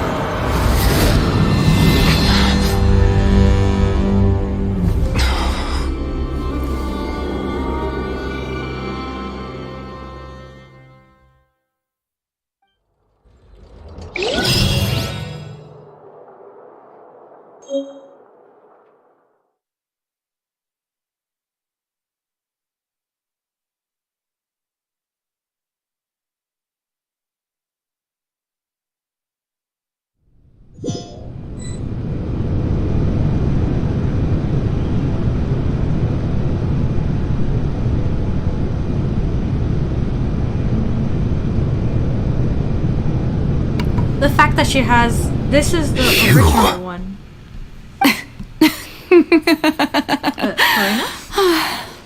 FURINA? Sorry. That shocked expression on your face is just too amusing. I couldn't help myself. You are not FURINA. Who are you? The sweet sound of bewilderment. Marvelous. A sure sign that my attempt to deceive everyone was a resounding success. But to answer your question, I am Focalor. You know, the god. Focalor? Why did you deceive us? Oh, that wasn't my goal, of course. Goodness, no. But I had to fool everyone else too, if I was to stand any chance of deceiving the heavenly principles. Deceiving the heavenly principles? It's all because of that pernicious prophecy. Dreadful, wasn't it? Everyone doomed to dissolve. Fontaine condemned to be flooded. One was not amused. In fact, one was positively bemused when that problem was thrust upon me by my dearest predecessor. That's the former Hydro Archon Egeria for the uninitiated. It hardly gets more disastrous than a preordained national catastrophe, now does it? She knew full well that the prophecy would surely come to pass. And as one of the 7, she also knew full well that one defies the heavenly principles at one's peril. So yes, as you have no doubt surmised, it was a rather impossible situation that I found myself in. I spent a terribly long time mulling it over, alone on the ocean floor. And I was almost growing barnacles by the time I finally realized there was only one possible solution to this confounding conundrum. I had to outwit the heavenly principles, allow the prophecy to be fulfilled, ostensibly at least, while saving everyone at the same time. I'm a genius, I know. I can only assume that's why Egeria chose me as her successor. Although, looking back now, it was hardly the inheritance one dreams of. Between the task of saving the nation, the quotidian duties of the Hydro Archon, and not to mention the original sin of creating a new race of humans, I dare say she left me quite a colossal mess to clean up. But one can only play the hand one is dealt. I did not choose this, any more than I chose to be one of her Oceanid familiars. So you were also once one of the Oceanids, transformed into a human by Egeria's hand? Yes, I was. I always dreamed of becoming human. And I still do, even now. In my eyes, to be human is to be part of the greatest opera ever known. After becoming a god, I separated my divinity from my body and spirit, leaving behind only a self that was as naive and bewildered as my past self on her first day as a human being. The me you see before you now is that divinity. And the human counterpart I left behind, I named FURINA. She could feel joy, sorrow, and everything in between. She could be as vain and conceited, or as meek and vulnerable as she wished. Her strengths were of a kind only a human could possess, as were her shortcomings. But in my eyes, FURINA's humanity was what made her perfect. She was perfectly human in every way. The person I always wanted to be. Anyway, so then I cursed her. All part of the plan, of course. Wow, the way she said it. The it. plan to deceive the heavenly principles. Do you still remember the final scene of the prophecy?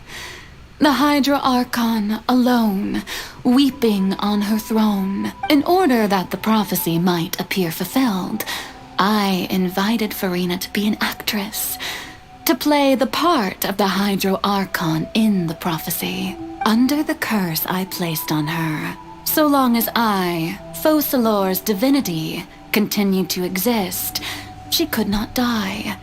But nor was she free to live her life in the pursuit of happiness.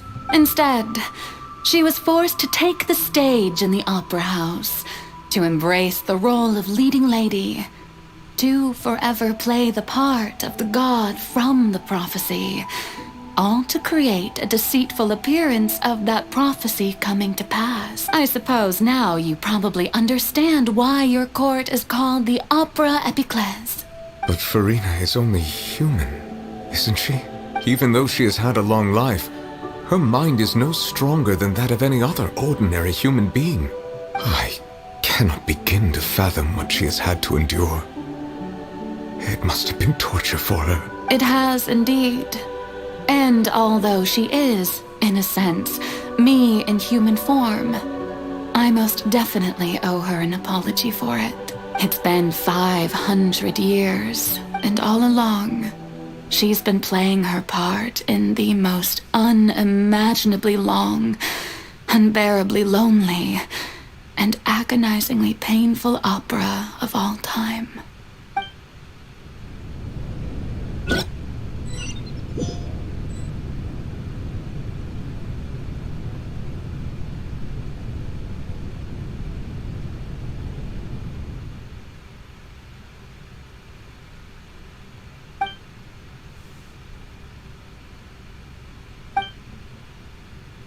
I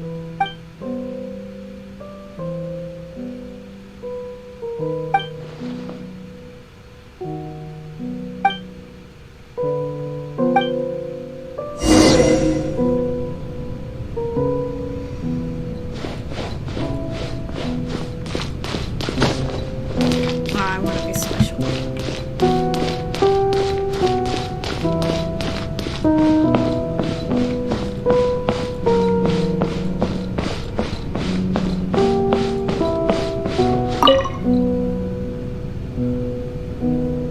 Oh?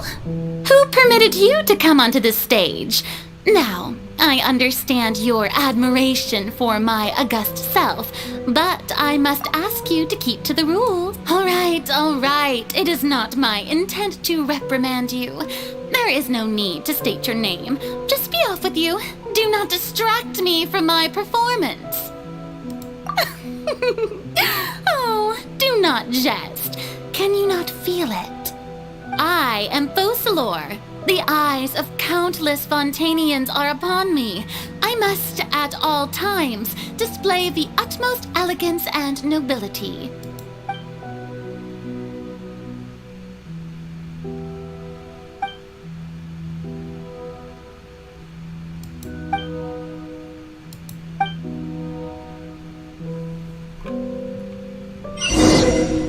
Break. Dear audience, the performance is experiencing a technical difficulty, but worry not. The guards shall resolve it soon enough. Seems like an emergency. Yeah, bow your head.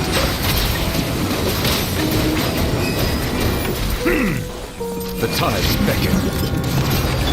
There is no escape! Rise! I will have order.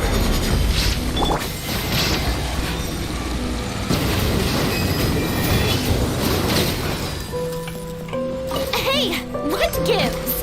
The audience is still watching me, you know. Guards? Wait, where are the guards? Guards!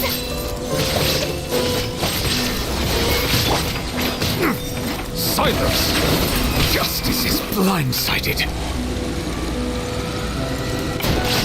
Mind the side effects. Order guide you. Stabilize.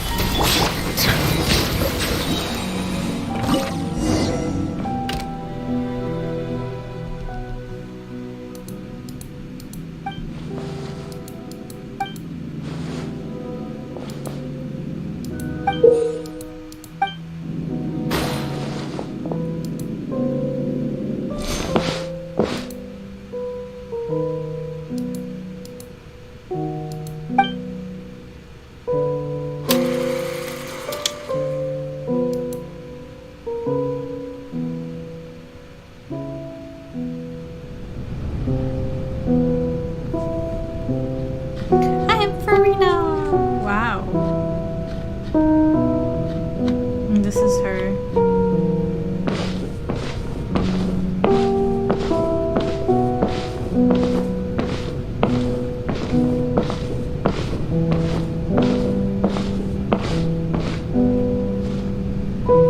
FURINA. FURINA. Huh? Who's that? Who's calling me? Where are you? Be not nervous. Be not afraid. I am before you. Wait a moment. You're near me? How can this be? Mirror you, huh? You know what? That's not bad. Let's go with that. Mirror me? What do you wish to say? The prophecy. Have you heard of it? What prophecy? Wait. I know. I think. I don't know why, but it's in my head somehow. The people will all be dissolved into the waters, and only the Hydro Archon will remain, weeping on her throne. Only then will the sins of the people of Fontaine be washed away. Oh, very good. What's going on? I can't seem to remember anything clearly. Yes, it will. And that is why I've come to you. Disaster will come to Fontaine sooner or later. Things will develop just as the prophecy declared. But doesn't that mean everyone will die? I'm a Fontainian just like them. Will I dissolve too? Oh, don't worry. Magical meetings exist in this world precisely to give people a chance to turn things around. It is the reason why you met me today. I will tell you how to save everyone, but you may have to suffer somewhat. Oh, so there's still hope after all. Goodness, you frightened me. You spoke so much and with so much certainty. As for the suffering, well, I will admit that the first thing that came to mind was, why do I have to be the one to suffer? But if the prophecy will come true, I'll also die anyway, right? So if I've already met you as my magical meeting in this world, if there were scales, with all the people of Fontaine on one side and my pain on the other, is it not obvious where the scales should tilt? You truly are the perfect human. My ideal. I suppose this would also be the justice that belongs to you. Huh? Don't worry, it's nothing. Listen well. Fontaine has just lost its Hydro Archon. I need you to play a role. That of the new Archon. Play as a god? That's right. You must begin a never-ending masquerade. You must never let anyone suspect your identity. If you can keep it up, then I shall have my way of defying this prophecy. But should your identity be revealed, then all hope will be lost. But how will I do this? A human assuming the role of a god without being exposed. Don't worry. What you must do is not to turn yourself into a real god. You simply need to play the role of a god as humans imagine them to be. Being a human yourself, I'm sure you already know what such an entity would be like. Remember, your true challenge will not be pursuing divinity, but contending against humanity.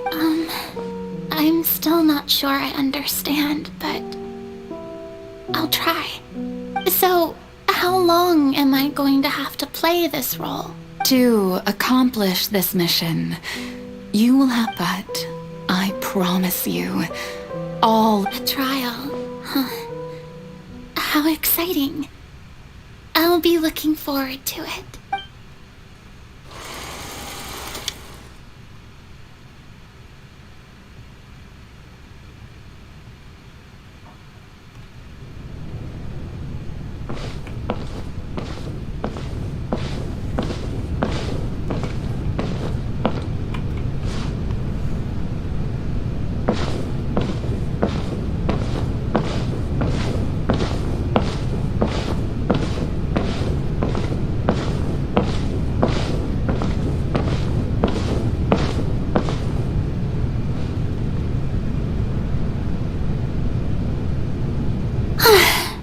The Maison Cardinalise has announced my accession, but this is my first time facing the people. What should I say to most appear like a god? To be honest, I still don't know. Perhaps I should first try to act natural. Ladies and gentlemen, good evening, and welcome to the Opera Epiclese. I'm sure you've all heard about how I have taken on the role of Hydro Archon. Indeed, I am FURINA de Fontaine, your new Archon. In truth, I know little about becoming a nation's new god, but it will be my honor to guide you all as the god Focalor, the god of justice, I shall do all within my power to lead you into an age of fairness and justice. Once again, thank you all for coming. If you should have any questions or suggestions, please send them to the Maison Cardinalise. The future of Fontaine will require us to work together, after all. This should do it. I thought I might stammer, but thankfully, I was able to convey my thoughts just fine. Okay, and next. That's the new Hydro Archon. Is this some kind of joke by the Maison? I would have thought that a being that surpasses humanity would be a bit more assertive. Hey, did you hear that? She even told us to send her suggestions there at the end. Shouldn't gods be all-powerful? She's being so modest. What's the difference between her and an ordinary person, then? If you ask me, perhaps the succession didn't actually happen. She might just be a Maison-back puppet. Wait, what's going on? Why is everyone suspecting me of being a fake? Oh, this is bad. If I could right. Mirmi said that I just need to play the role of a god as you calm down, FURINA. Think. What do the people want? How assertive, with a strong sense of presence. One who can dispel all doubt. That is the...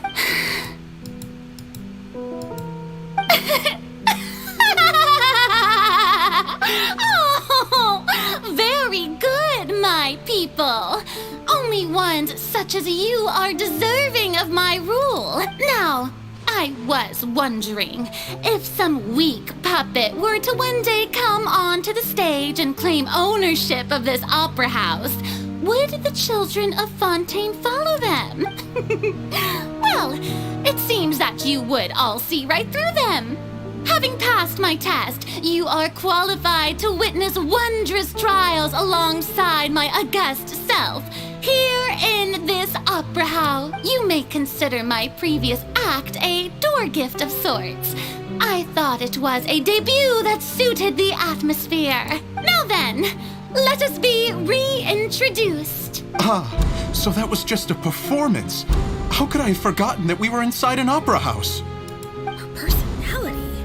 It's quite shocking, to be honest, but I suppose it's a better look than before. Such a fascinating and bold deity. How wonderful! Our future may yet be bright after all. It seems I've turned them around. Best follow this flow and restart my accession speech. My dear people, whether you acknowledge me or not, whether you trust me or nay, I say to you, keep faith in your ardor for justice. We have heard it said that this nation's sins can no longer be washed away. Well, I say that justice is most fragrant when it blooms amid sin. The scales of justice should not weigh heavy in the hands of its God. On one side, it must carry fairness and justice. And on the other, praise and applause. May law be the prayer on our lips. May judgment be our worship. Let us light the fires and drink to the future of Fontaine. There is no trouble in this world that justice cannot solve. All that is needed is for you, my people, to believe in it, heart and soul. So long as I, the Archon Focalor, stand within the Opera Epiclese, so long as I stand before the Oratrice, I shall even judge the gods of this world!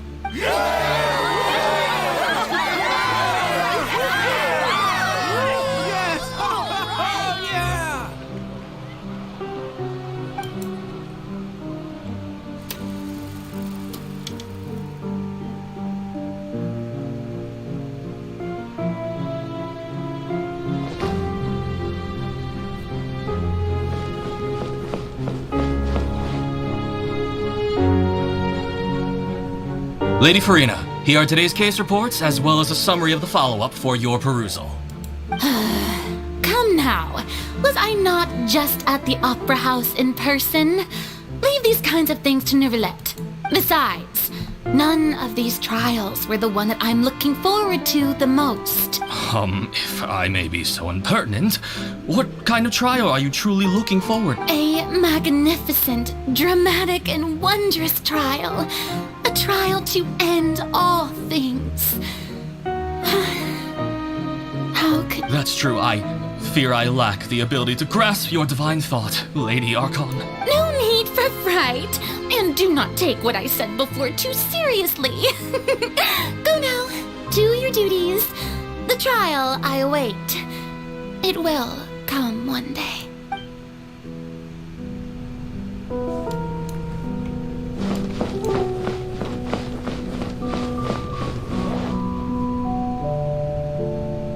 Lady FURINA, I don't know what to say. Thank you for agreeing to see me. No need to thank me. Or rather, thank your own sense of perseverance instead. Long have you stood in line to meet me, have you not? Oh, I'm afraid that's just an inevitable consequence of my divine charm. All right, Deuteria, is it? How is your son's illness? Hello. You remembered me, and you knew of my family, too. He is doing much better now. In fact, he is far more of an ardent believer than I. He was the one who forced me to seek an audience with you, and to bring your words back to him. Oh, good. Very good. If this should happen again in the future, please do not hesitate to come and tell me. Going down to citizens' homes every so often, while not usual practice, should serve as a fine change of pace. I have no clue if I have been lagging all the time or it's actually good because, like, on my end, it's good. Oh, you're such a gentle and wise god. Thank you once again on behalf of my son.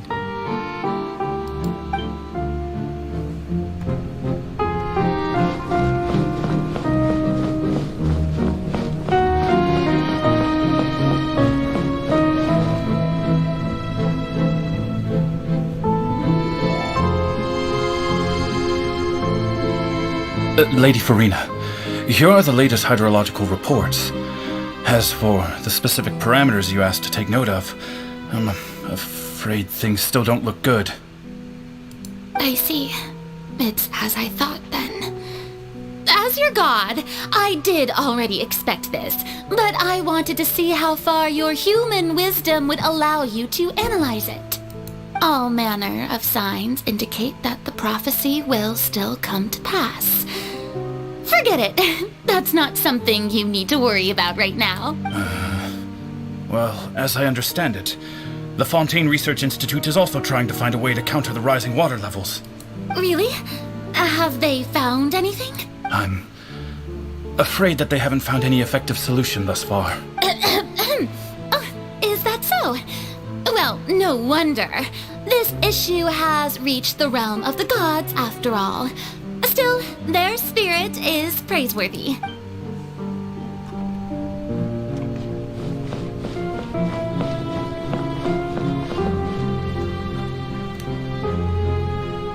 The day is finally over. I haven't had a moment to breathe this whole time, but it's good to see that everything's getting on track. There are no longer any voices of suspicion. Maybe this is fine. I just need to keep going, and everyone will be safe. All right, FURINA, don't think too hard about this. You need rest. Tomorrow's a new day.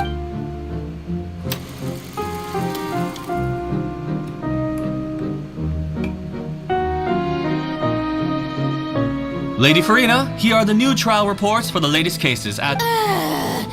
There'll be no need for that. Lady FURINA, I've waited so... Indeed, my dear loyals. Lady FURINA, we're detecting significant hydrological... Understood.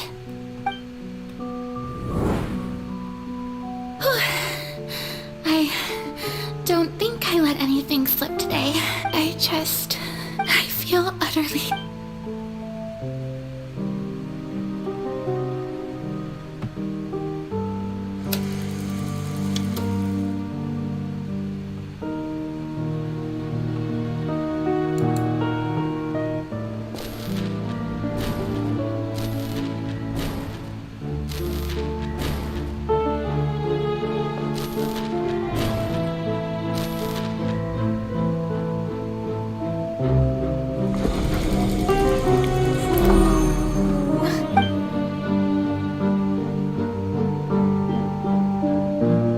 Lady Furina, it's like a dream being able to speak with you up close like this.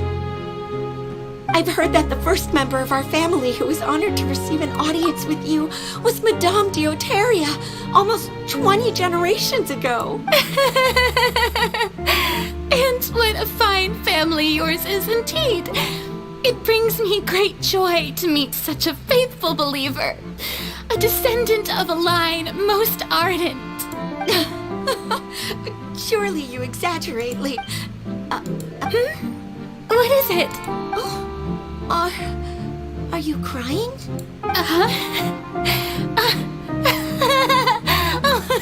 Really now? I didn't even notice. This must be the overflow of hydro from my person.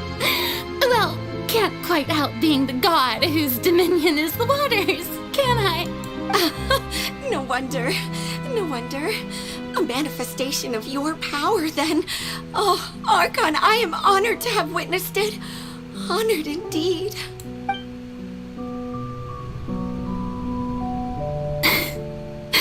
So interminable.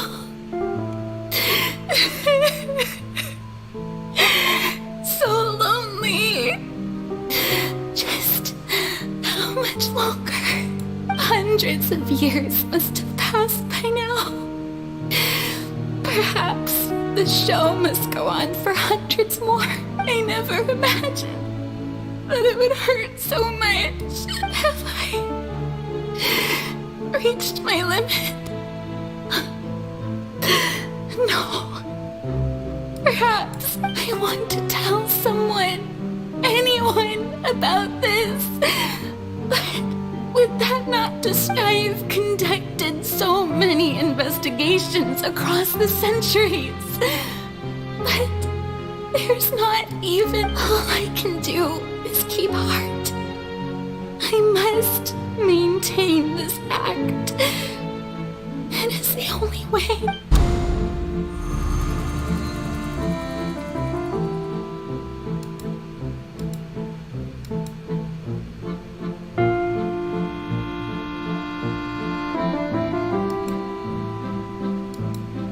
FURINA, you don't have to shoulder this burden alone, although I don't know what you might be keeping from everyone. Your people are more than willing to share your burden with you.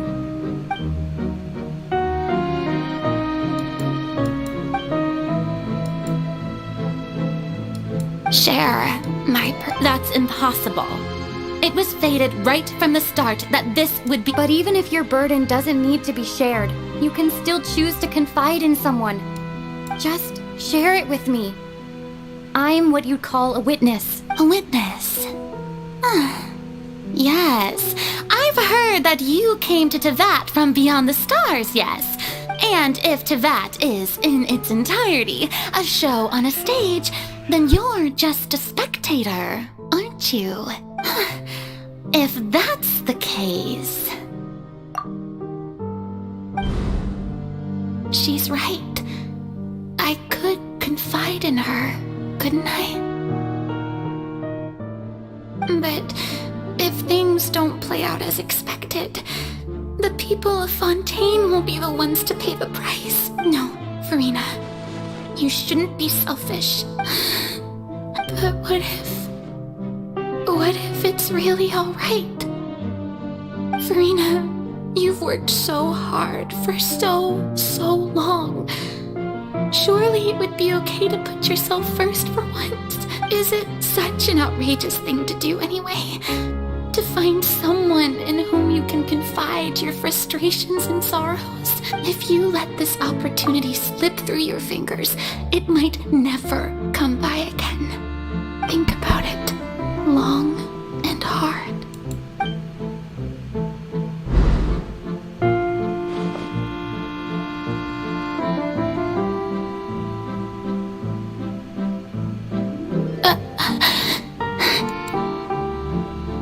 No, I have nothing to say.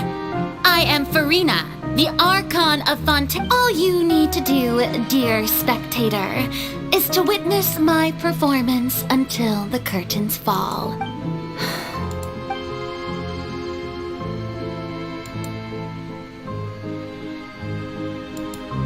Fine.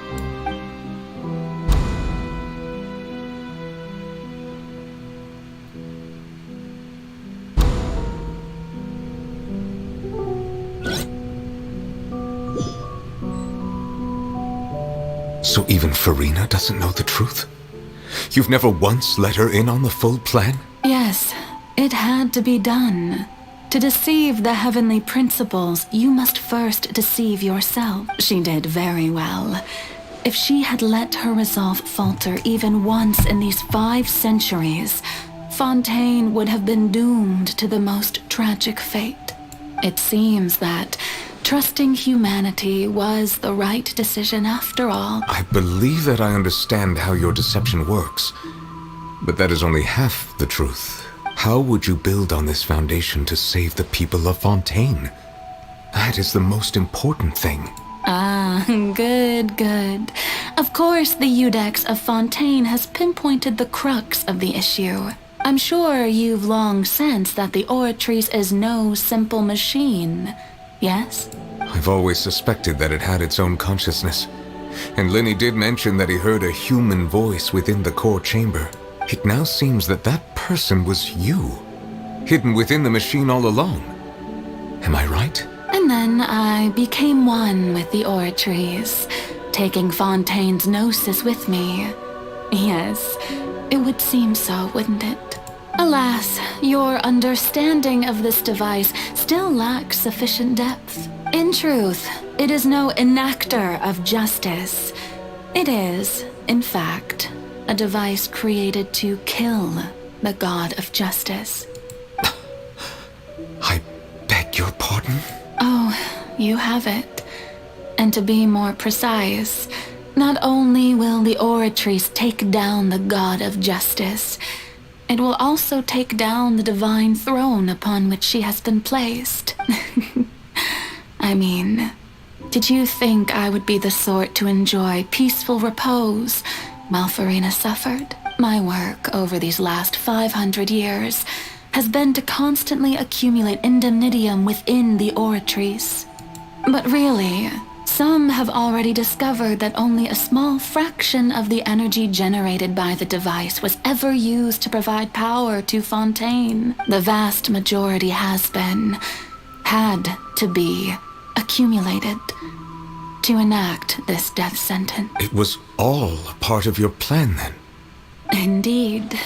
This power, accrued over 5 centuries, could have sustained Fontainians for millennia had it only been used for that purpose. Almost all of it has now been stored within the Oratrice, but only power of this magnitude could hope to destroy the Hydro Archon's divine throne, shaking the rules established by Celestia and breaking through the institution that is the Seven. So the Oratrice's call for death was for neither FURINA nor Focalor, but for the Hydro Archon. The destruction of that divine throne. If I do not misunderstand your intent, you must be... returning what's rightfully yours to you, of course. In other words, this was all done to return the authority of the Hydro Archon to the Hydro Dragon of this planet. But...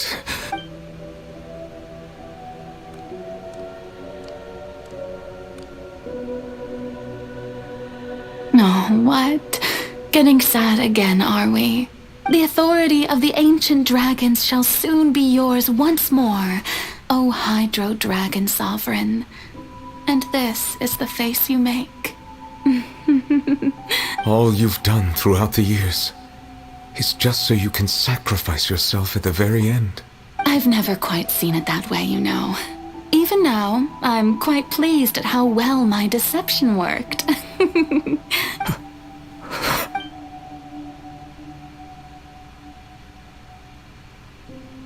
Hydro Dragon, don't cry. I must say, had it been within my rights, I would have loved to judge the heavenly principles themselves. Were they not guilty of essentially the same crime? Egeria stole the power of the primordial sea, and the heavenly principle stole the power you ancient dragons possessed. I, for my part, am the god of justice. And is it not just that your original powers should be returned to you? Speaking of justice, I have always believed that justice lies in the process of pursuing human existence itself.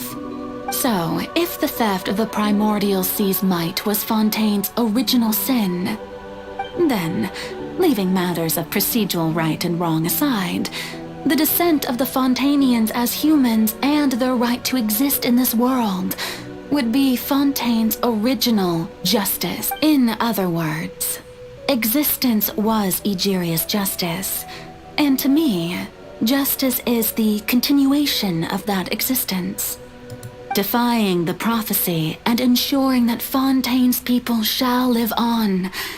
That should be the justice enthroned over all others. At this point, we, whether it be myself or all other Fontainians, have shouldered the burden of this sin for far too long. Iudex Neuvillette, the highest judge in our land, when you regain your full power as an elemental sovereign, what verdict shall you pass upon us? So when I was invited to the court of Fontaine to serve as Iudex, I see now that that was your idea too, at last. I now understand the true purpose behind this position. In the beginning, I was uninterested in human existence. But these 5 centuries of living alongside them have gradually brought about mutual understanding between us. And I have even attempted to feel as they feel. You are a devious one, Fussalor. Things being as they are, surely you know that I could never declare them to be guilty.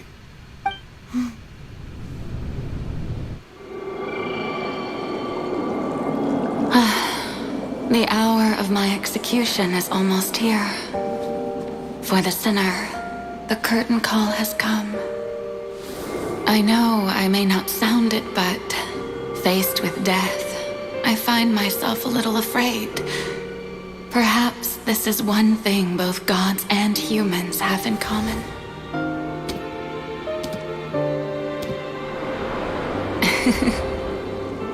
Farewell, Neuvillette. I hope you've enjoyed the part you played these 500 years.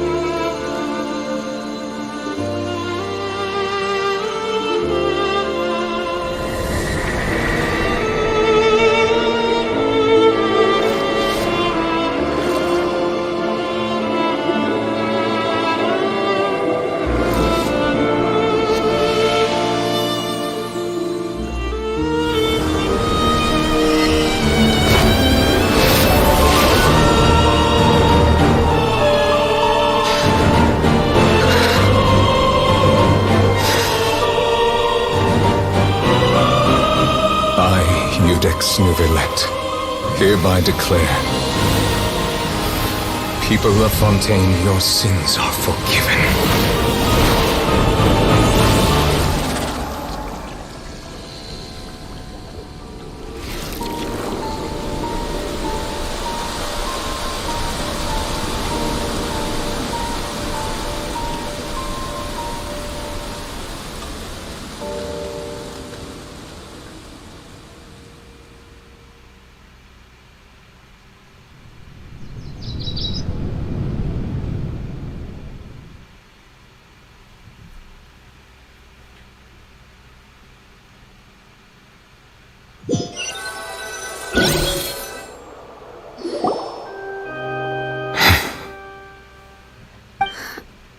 What just happened?